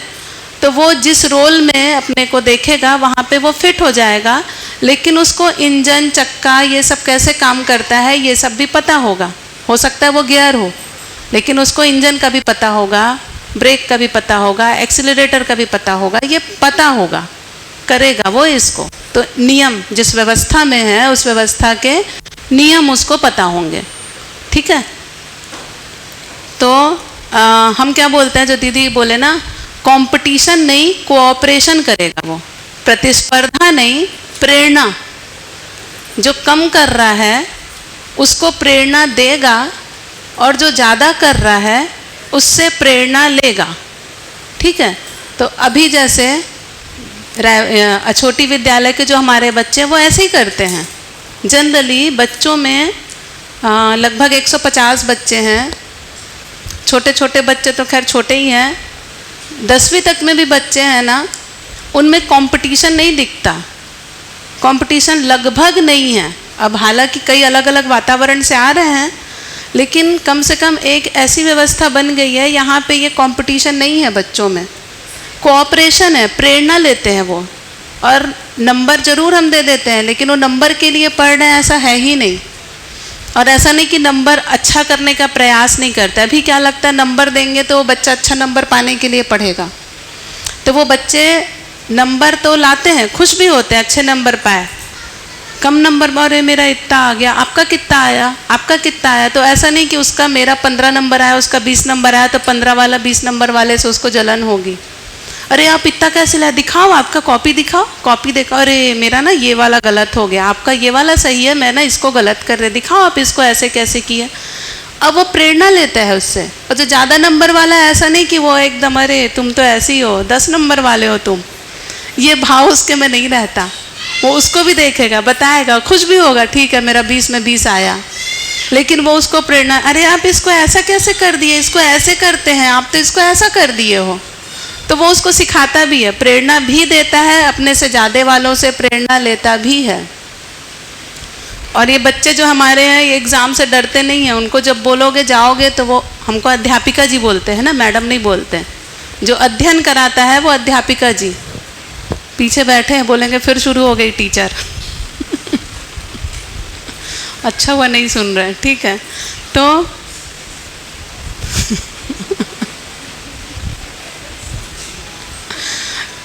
ठीक है, तो क्या होता है, बहुत दिन होता है कि एग्ज़ाम नहीं लेते, टेस्ट नहीं लेते, तो बच्चे आके बोलते हैं अरे अध्यापिका जी बहुत दिन से आप टेस्ट क्यों नहीं ले रहे, टेस्ट लो ना। क्योंकि कोई भय ही नहीं है, नंबर का प्रलोभन भी नहीं है, है ना, कोई भय ही नहीं है उनको। तो क्यों नहीं है भय कि एक छोटा सा वातावरण, जो हम बोले जैसे संस्थान में हम एक अभय का वातावरण, एक छोटा रूप, एक ग्लिम्स हम देख पाते हैं अभय का, वैसे ही जो शिक्षा का भाग है, अपन गौरव की बात कर रहे थे, ध्यान रखिएगा, गौरव है ना, मित्र मित्र संबंध में शिष्य का रहेगा, गुरु के लिए पति पत्नी संबंध में, भाई बहन संबंध में, है ना, पति पत्नी संबंध में भी इसमें गौरव दिखाई देगा। तो वहाँ भी हम एक बिना भय वाला वातावरण देख पाते हैं कि बच्चे स्वीकार करते हैं। तो ये जो व्यवस्था है, जैसे संस्थान की जो व्यवस्था है, यहाँ जिस तरह से हम जितना भी जी पा रहे हैं, जिस तरह से रह पा रहे हैं, इस बात को सुन के, हालांकि हम बोल रहे हैं कि ये शिक्षा केंद्र है, जीने की जगह नहीं है, यहाँ केवल शिक्षा की बात करते हैं हम, फिर भी एक जो नागराज जी जो प्रस्ताव दे रहे हैं कि बिना भय के जीना, अभय के साथ जीना, विश्वास पूर्वक जीना, उसका एक छोटा रूप जब देखते हैं ना तो निष्ठा बनती है। जो विद्यालय में हम देखते हैं कि हाँ ये बात सबको स्वीकार होती है, सबको। 150 बच्चे हैं, अब 150 बच्चों के माता पिता, मतलब एक बच्चे के 2, एक पिता एक माता, कुछ लोग भाई बहन होंगे, तो ऐसा करके करीब 250 अभिभावक हैं मान लो। ये देखो एक अभिभावक तो ये भी हैं इनके घर की बिटिया भी पढ़ने आती है हमारे घर, इनके बच्चे इनके घर के, तो लगभग 250 लोग। तो इतने लोगों को विश्वास है कि ये लोग जो कुछ बात बोल रहे हैं कुछ तो सही बोल रहे हैं। तो जो अपन ने बात किया कि सही तो सबको स्वीकार होता ही है, सही कार्य व्यवहार हर कोई करना चाहता है, सही का प्रस्ताव नहीं मिला है, सही का रेफरेंस नहीं मिला है, इसलिए कर नहीं पाते, गलत दिशा में भटक गए हैं लोग। तो सही का प्रस्ताव सबको स्वीकार है, सारे पेरेंट्स, लगभग 99% पेरेंट्स हैं, उनको ये स्वीकार होता है। कितनों ने शिविर भी किया है, गोष्ठियों में आते हैं, हम उनके गांव गए हैं, आसपास में लगभग 8-10 गांव हैं जहाँ के पेरेंट्स हैं, जो बच्चे आते हैं, हम वहाँ गए हैं हर जगह गोष्ठियों में। हम जो भाई बहन हम लोग हैं यहाँ आसपास वाले, वहाँ गोष्ठी करते हैं, इन बातों को सुनाते हैं वो सब लोग, जबकि वो रोज़ काम करने वाले लोग, डेली वेजेस पे जो जाते हैं, अपना खेत है, ये सब है। अपने अड़ोसी पड़ोसी को भी बुलाते हैं, अपने और परिवारजनों को भी बुला के खूब सारे लोग को बिठाए रहते हैं, सब सुनते हैं। 2 घंटा 2.5 घंटा कौन निकालता है ऐसी। और एक बार नहीं गए, ऐसा नहीं कि एक बार गए छोड़ दिया, और वो हमको डर में बुला, मतलब डर भी लगता है ना कि भाई मेरा बच्चा वहाँ पढ़ने जाता है, नहीं बुलाएंगे तो नाराज मत हो जाए। क्यों भैया, हम लोग को इसीलिए बुलाए थे कि क्यों बुलाए थे बताओ बताओ, क्यों बुलाए थे? डर से बुलाए थे कि क्यों बुलाए थे? अच्छा सुनने बुलाए थे।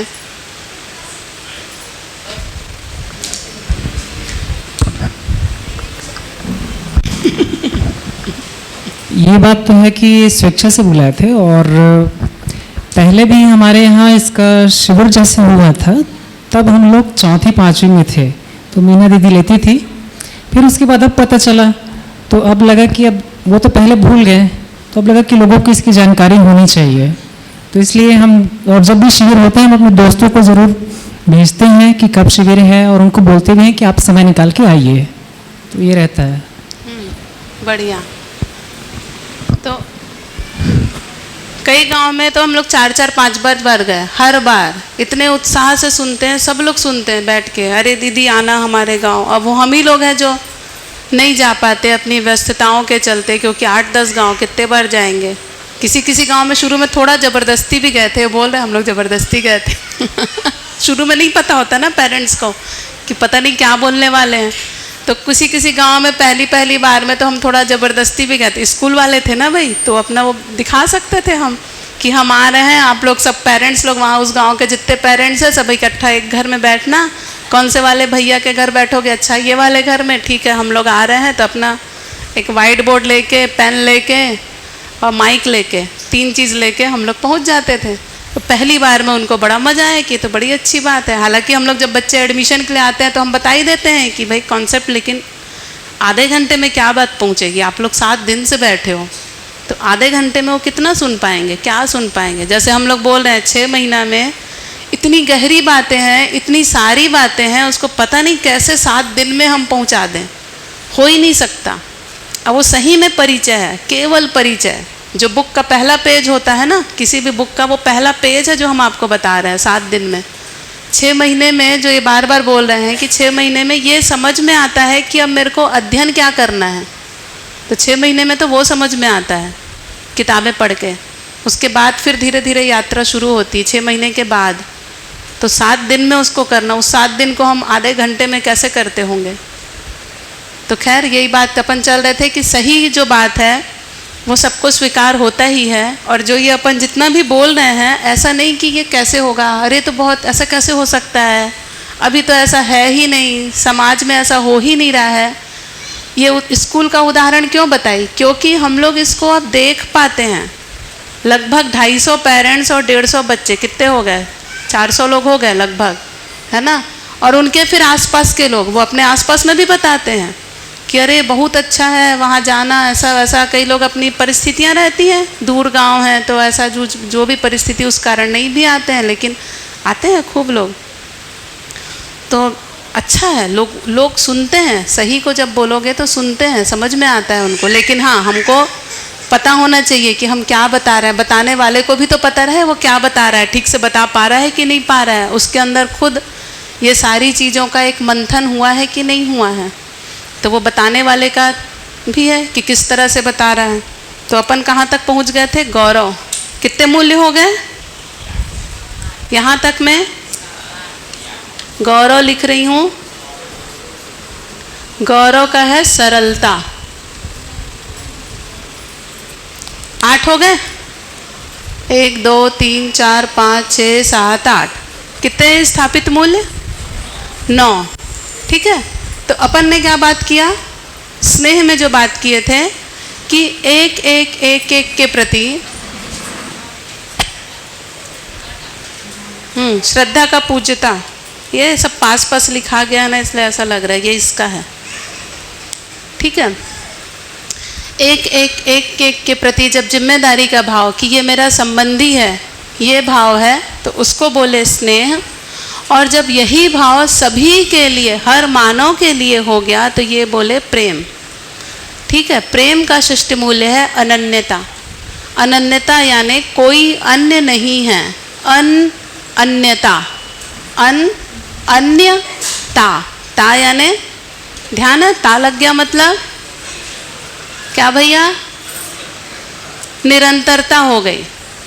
ठीक है, दर्शन में नागराज जी ने बड़ा सुंदर किया है इसको, शब्द में पीछे में ता लग गया मतलब निरंतरता हो गई। जैसे गठन पूर्णता, क्रिया पूर्णता, आचरण पूर्णता। ठीक है, तो निरंतरता, तो अनन्यता,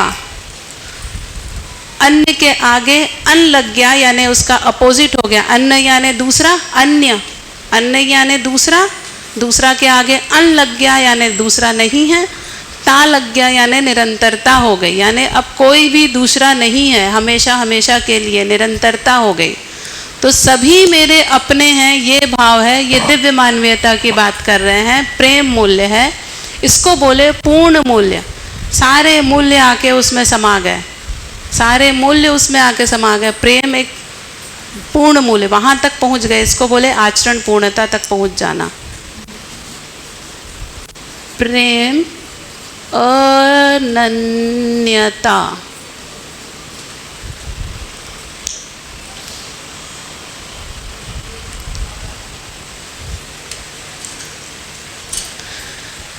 ठीक है, तो आप लोगों के 9 शिष्ट मूल्य, 9 स्थापित मूल्य भी हो गए। जीवन मूल्य हमने समझ लिया था। जीवन मूल्य कितने हैं, कितने हैं जीवन मूल्य? 4। कौन कौन से, जोर से बोलिए दीदी।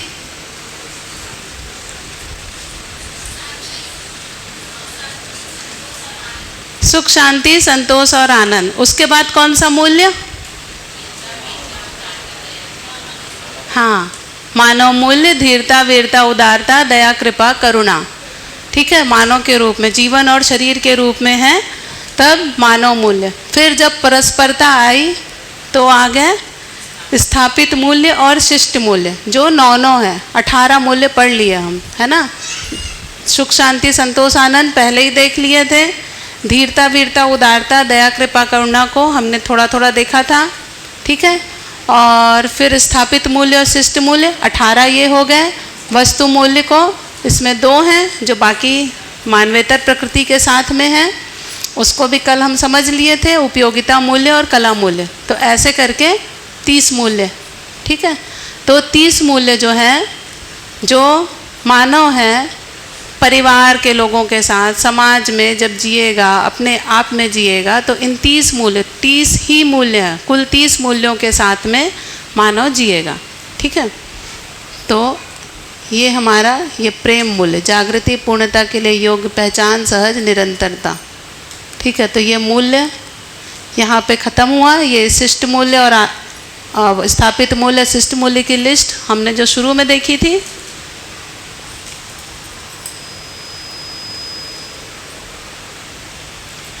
ये मूल्य देख के मेरे को और भी उदाहरण याद आते हैं फिर बोलेंगे कि स्कूल में पहुंच गई करके, इसलिए मैं थोड़ा सा ज़्यादा बोलती नहीं हूँ देखिए ये मूल्य ना, हम बड़ों में तो शिविर के माध्यम से, है ना, जो सुबह के सेशन में बता रहे थे कि जो बच्चों में जब ये मूल्य जाएगा तो शिष्ट मूल्य पूर्वक वो देखेंगे, मतलब उनको पहले वो करके दिखाने वाला भाग रहेगा कि चलो ऐसा बोलो, जो बोले ना भाषा, भाव, भंगिमा, अंगहार, तो बच्चों को ये पहले सिखाया जाता है। छोटे बच्चों का तरीका अलग है, हम बड़ों का तरीका अलग है। हम कहाँ से शुरू करते हैं? अस्तित्व सह अस्तित्व है, पूर्ण समझ, 3 ज्ञान, यहाँ से हम शुरू करते हैं। भीगा डूबा घिरा, ऐसे, मतलब पहले जो ज्ञान है, जो तात्विक बात है, ज्ञान वाली बात, फिर विवेक और विज्ञान, ये अब काम कैसे करेगा, विचार के रूप में कैसे उसका थोड़ा फैलाओ, फिर जीना कैसे है, तो जीने वाला भाग, ऐसा करके बच्चों में हम जो बताते हैं पहला ये वाला भाग, सरल सरल सा जीने वाला।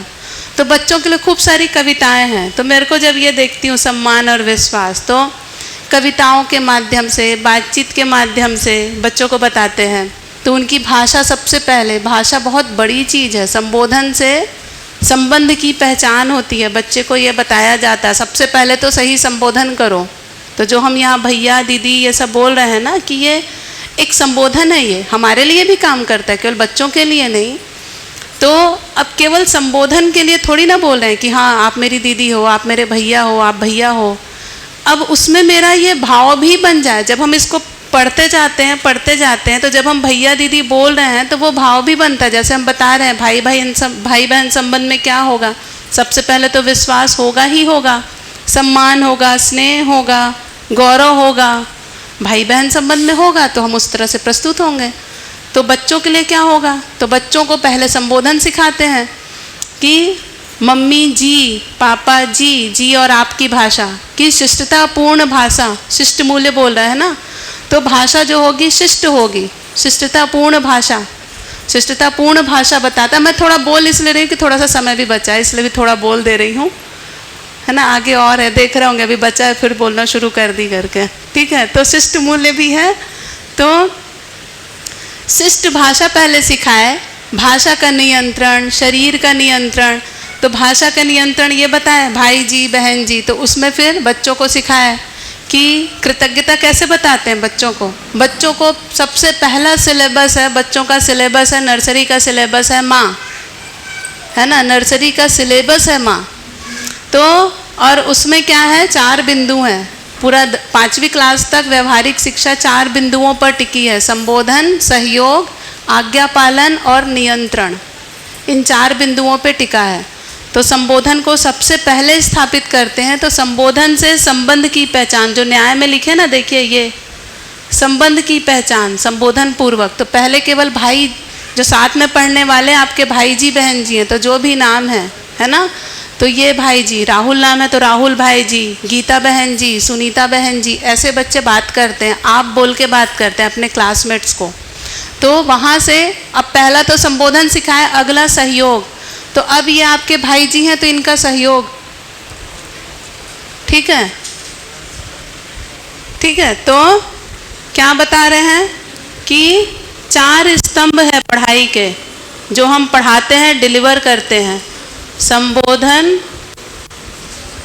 सहयोग, आज्ञा पालन और नियंत्रण। ये आज्ञा पालन वो वाला आज्ञा पालन नहीं है जो हम सोचते हैं। एक्चुअली शुरुआत यहीं से है। ठीक है। संबोधन में क्या बोले हम? संबोधन से बोल रहे हैं संबंध की पहचान होती है, संबंध की पहचान होती है, संबंध की पहचान कि ये मेरा भाई जी है, ये मेरी बहन जी है, ये मेरी मम्मी जी है, ये मेरे पापा जी है। अब हमने क्या बोला? संबंध की पहचान कैसे होती है? उस क्रिया के द्वारा, जो क्रिया वो कर रहा है। तो अब क्या बताएं कि देखो ये भाई जी आपको पेंसिल दिए थे, देखो आपकी मम्मा जी आपके लिए क्या क्या करती हैं। अच्छा आज आप टिफ़िन में क्या लेके आए? रोटी लेके आए। कौन बनाया? अच्छा मम्मी जी बनाई। कितना ख्याल रखती हैं आपकी मम्मी जी आपके लिए, कितना बढ़िया आपके शरीर का ये ध्यान रखती हैं। क्या करा रहे हैं?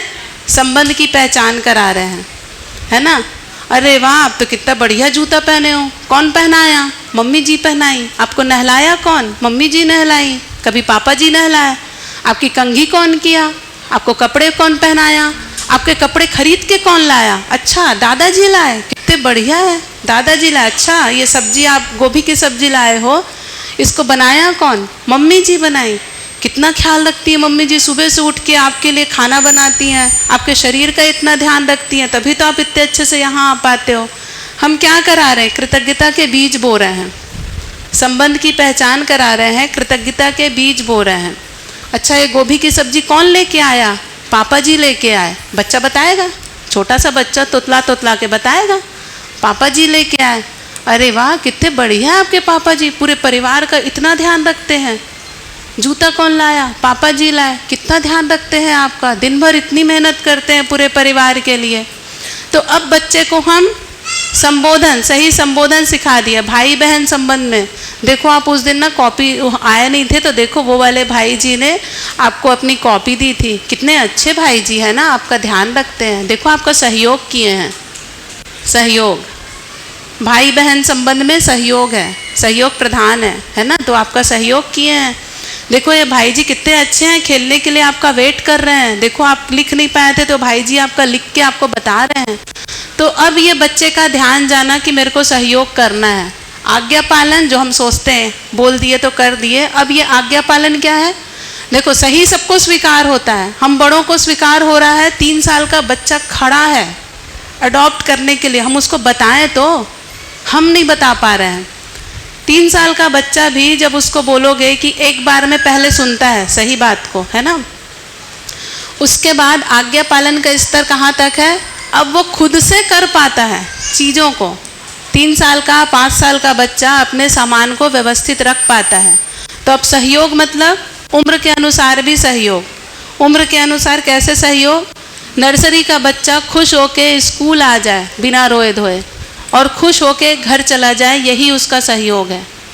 PP1 का बच्चा अपनी कॉपी किताब संभाल के रख ले, यही उसका सहयोग है। 5वीं तक आते आते बच्चा अपना क्लासरूम को व्यवस्थित रख पाए, अच्छे से संभाल के सारी चीज़ें व्यवस्थित रख पाए, यही उसका सहयोग है।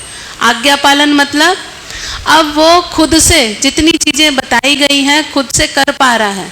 टीचर को बोलना नहीं पड़ रहा है, वो शांति से बैठ के होमवर्क कर रहा है। मम्मी पापा को बोलना नहीं पड़ रहा है, वो अपने से घर के जो भी उसके लायक काम है उसको कर पा रहा है, वो है आज्ञा पालन, आज्ञा का पालन, है ना। तो ये एक क्रम है। तो इसमें बच्चों से संवाद पूर्वक और जो भी हम पढ़ाते हैं, बहुत सुंदर है डिज़ाइन, बहुत बढ़िया। इसका पूरा हमारे स्लाइड्स इतनी सारी बनी हुई हैं।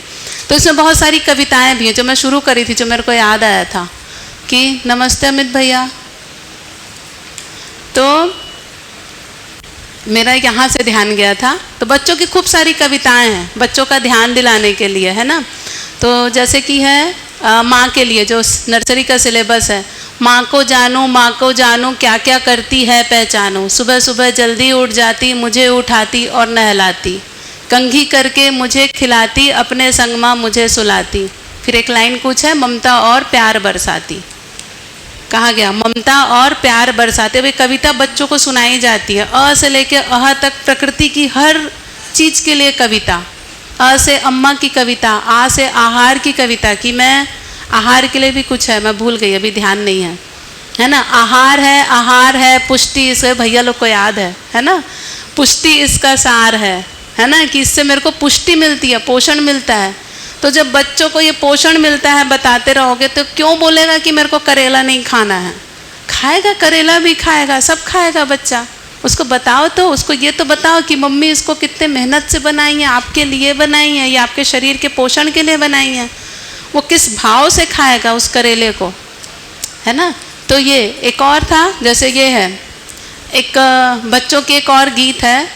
तो एक बार हम बच्चों का उत्सव था कुछ, है ना, तो हम बच्चों को नृत्य करवा रहे थे। तो जो भी कविताएं रहती उसका भाव भी बताते हैं ना। तो चौथी पाँचवीं के बच्चे थे, उनको हम नृत्य करवा रहे थे। तो उसमें एक मतलब गीत बड़ा सा है थोड़ा, एक लाइन बताती हूँ।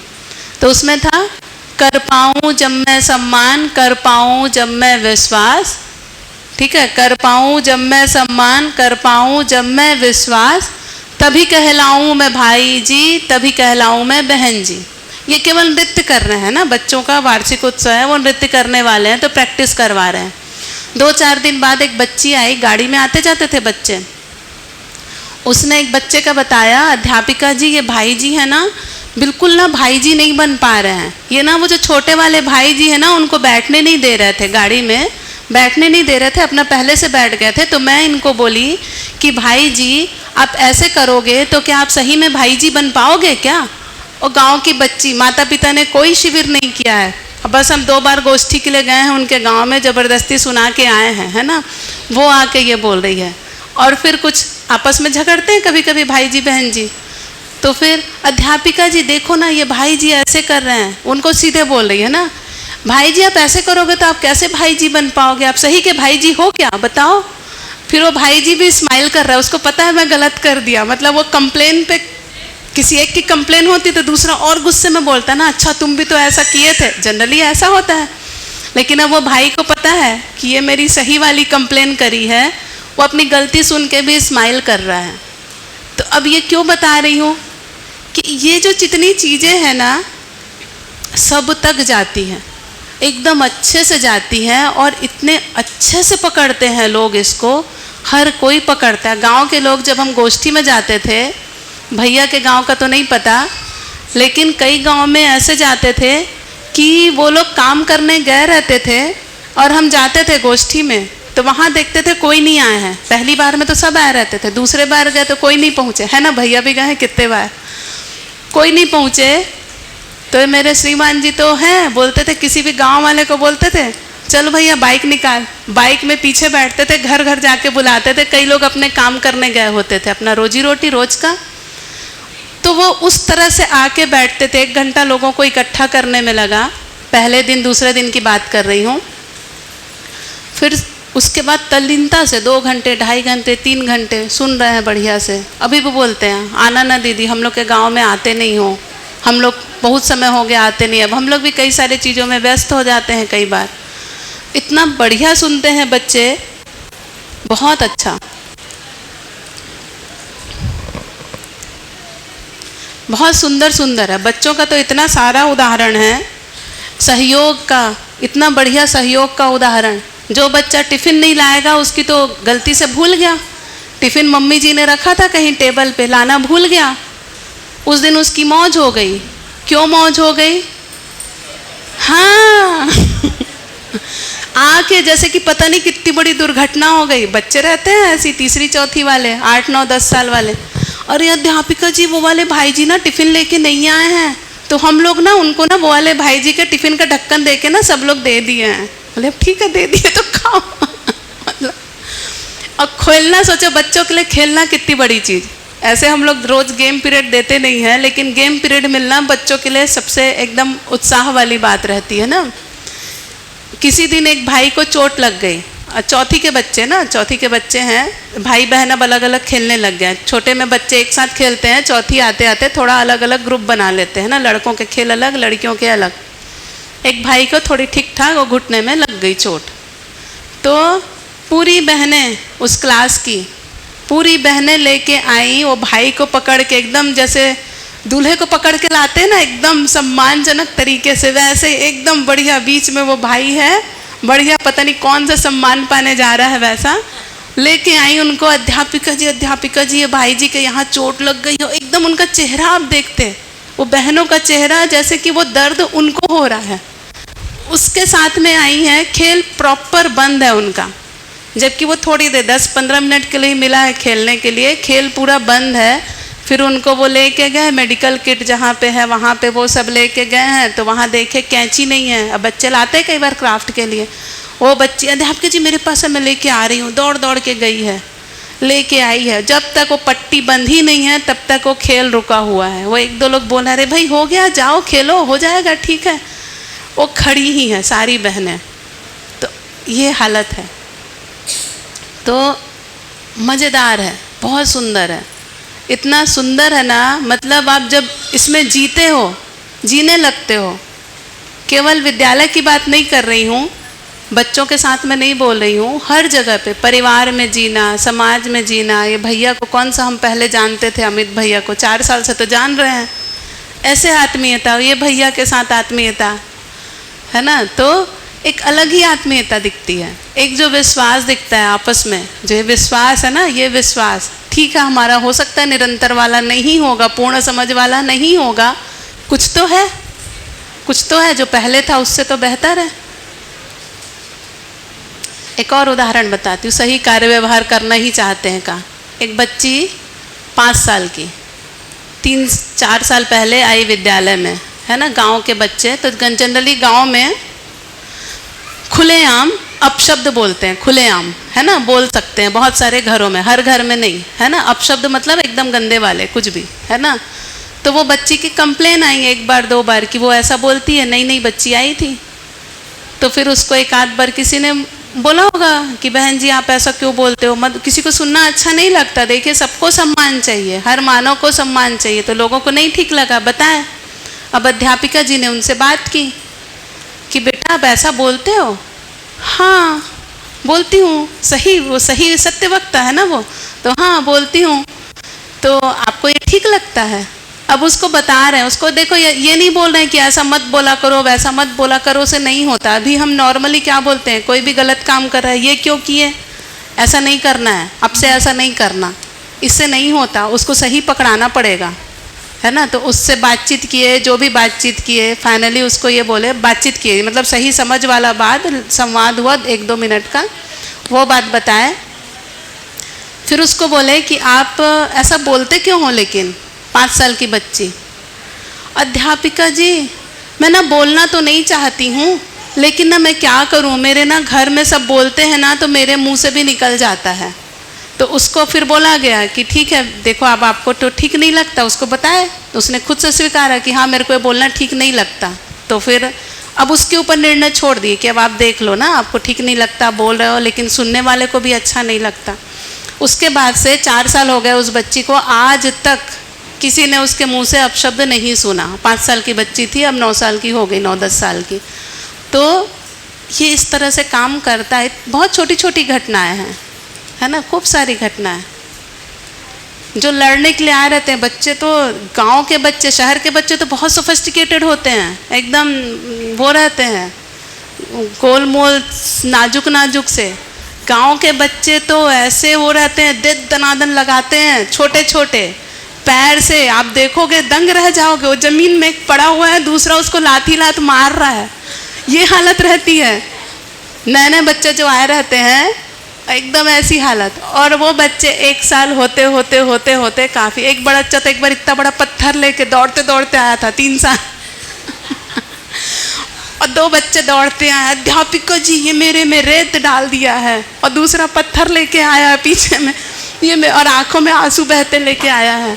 और फिर वो उनसे बात हुई, मात्र 1.5 मिनट की बातचीत। सोचिए इतनी बड़ी बात जो हम कर रहे हैं, मात्र 1.5 मिनट की बातचीत, ऐसा लग रहा था कि बस उसका सिर फोड़ने ही वाला है इतना बड़ा पत्थर। मात्र 1.5 मिनट बाद जो बच्चे 3 आए थे कंप्लेन लेके, एक दौड़ते भगते आया था, एक पत्थर लेके आया था, वही बच्चे 1.5-2 मिनट की बातचीत, उनको ये बात बताई गई, समझाई गई। अब संवाद का एक तरीका होता है।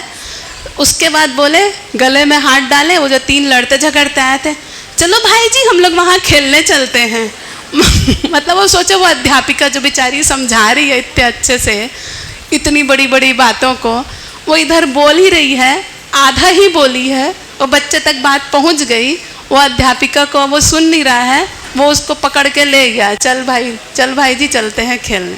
तो सुंदर है, ये मूल्य जो है ना इतने सुंदर है, हर जगह काम करते हैं। बस हमको अब ये आना चाहिए कि हम इसको कैसे अपने में देख पाएँ, कैसे खुद में देख पाएँ। तो ये बात है। तो अपन जल्दी से अब आगे बढ़ते हैं, जांचें। ये देखिए, बताइए संयुक्त परिवार सुखी परिवार है कि छोटा परिवार सुखी परिवार है? हाँ, देखिए अभी कितना बड़ा भ्रम। समझदार परिवार सुखी परिवार है। अभी क्या बोलते हैं जो संयुक्त परिवार वाले हैं, वो बोलते हैं न्यूक्लियर फैमिली अच्छी बोलते हैं कई लोग उसको अच्छा बोलते हैं। दोनों ही गड़बड़ है ना। यदि समझदार हो तो चाहे संयुक्त हो चाहे छोटा परिवार हो, सुखी ही रहोगे। अगला वाला भी देख लो, कौन सा विवाह सफल होगा?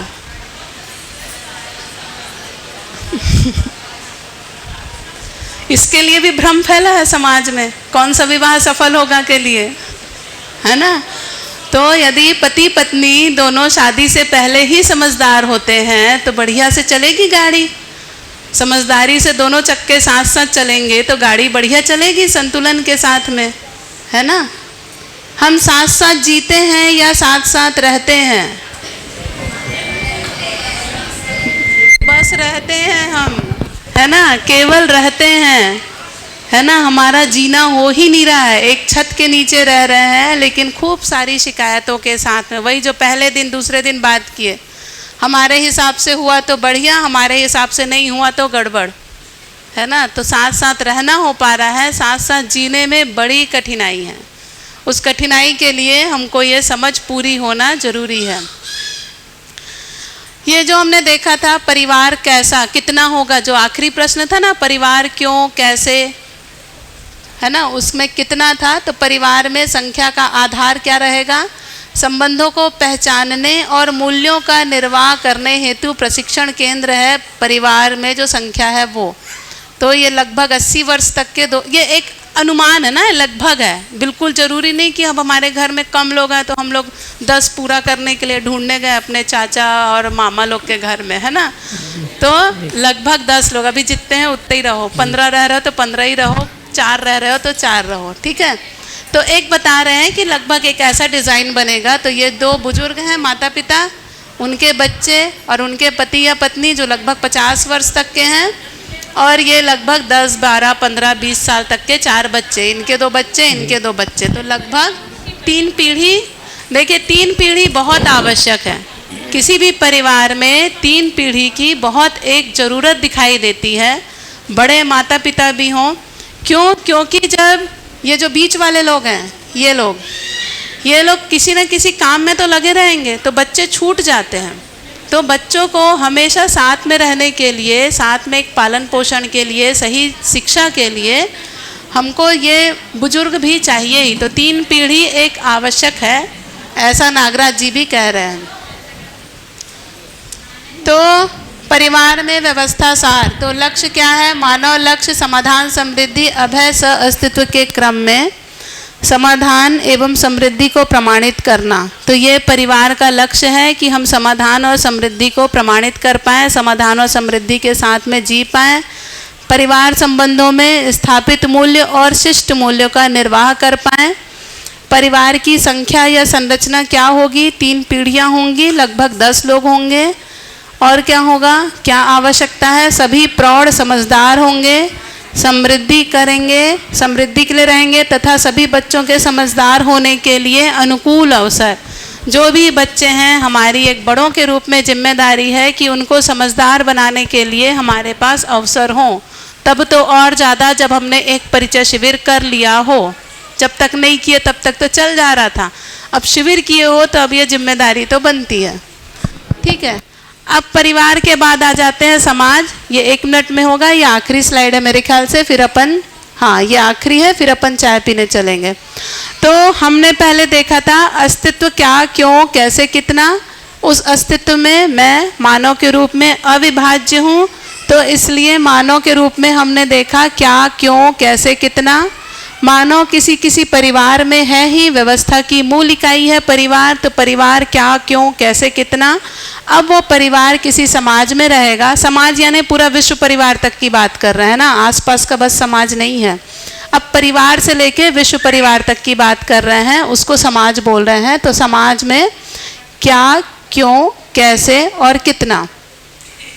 तो समाज क्यों रहेगा? परिवार समूहों के निरंतर सुख समृद्धि जीने के लिए। खाली अकेला परिवार बोलेगा कि मैं समृद्धि पूर्वक जी जाऊंगा तो ऐसा होगा नहीं।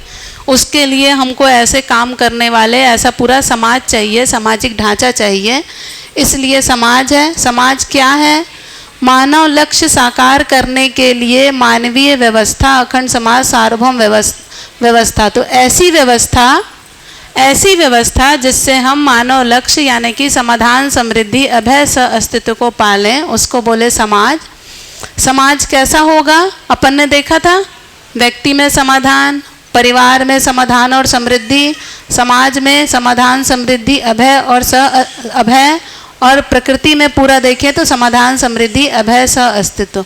तो इस प्रकार से ये पूरे को जब हम पा जाएंगे तो एक क्रिया पूर्णता की बात तो थी ही, जब वैसा जी भी लेंगे तो ये निरंतर सुख पीढ़ी दर पीढ़ी ये सबको मिलता रहेगा, सुख, शांति, संतोष, आनंद के रूप में।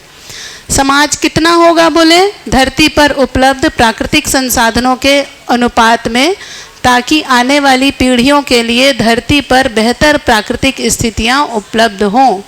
तो पीढ़ी दर पीढ़ी ये चलता रहे। हम जो अपनी आखिरी पीढ़ी सोच के काम ना करें, हर पीढ़ी को ये मिल जाए, जो सही बात है, सही जीना है वो मिल जाए, उसके लिए समाज है।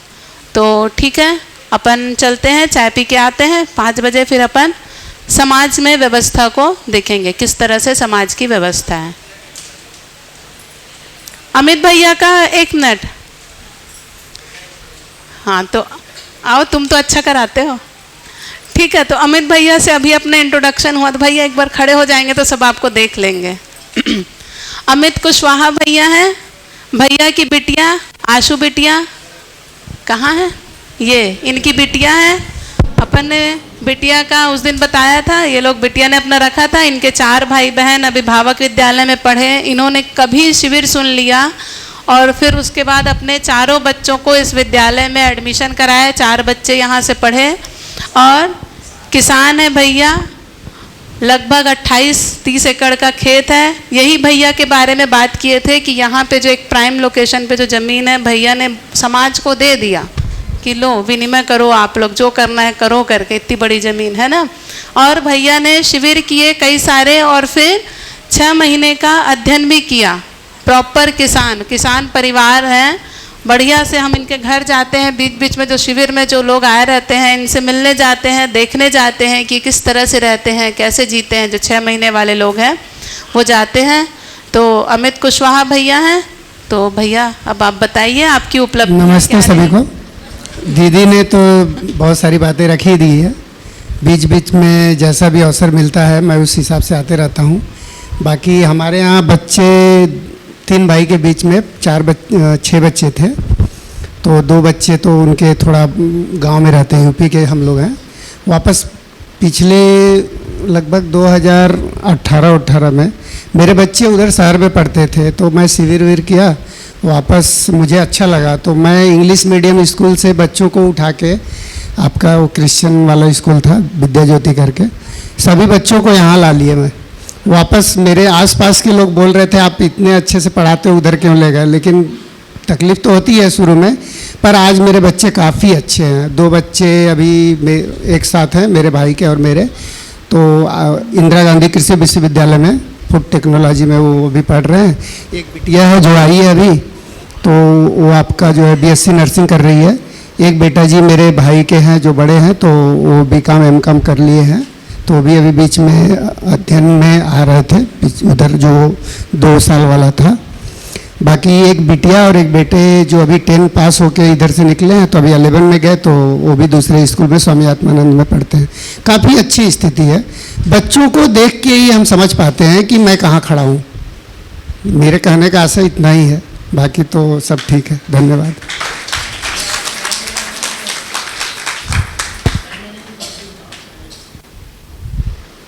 भैया बोल रहे हैं 6 महीने की उपलब्धि। 6 महीने की उपलब्धि में यही है कि मेरे यहाँ एक जो मेरे भाई के बेटा जी हैं उन्होंने भी किया है, हमने भी 6 महीने पिछले 21-22 में किए हैं, तो काफ़ी अच्छा रहा है। हम अगर लगातार अध्ययन अभ्यास में अगर हमको लगे रहना है तो बुक को पढ़ना पड़ेगा। वापस किसी गोष्ठी में बार बार बैठने से ही हम उसमें बराबर चल पाएंगे। काफ़ी अभी अब मैं अपने को देखता हूँ तो अभी तो बहुत सारी कमियां हैं ही। धन्यवाद।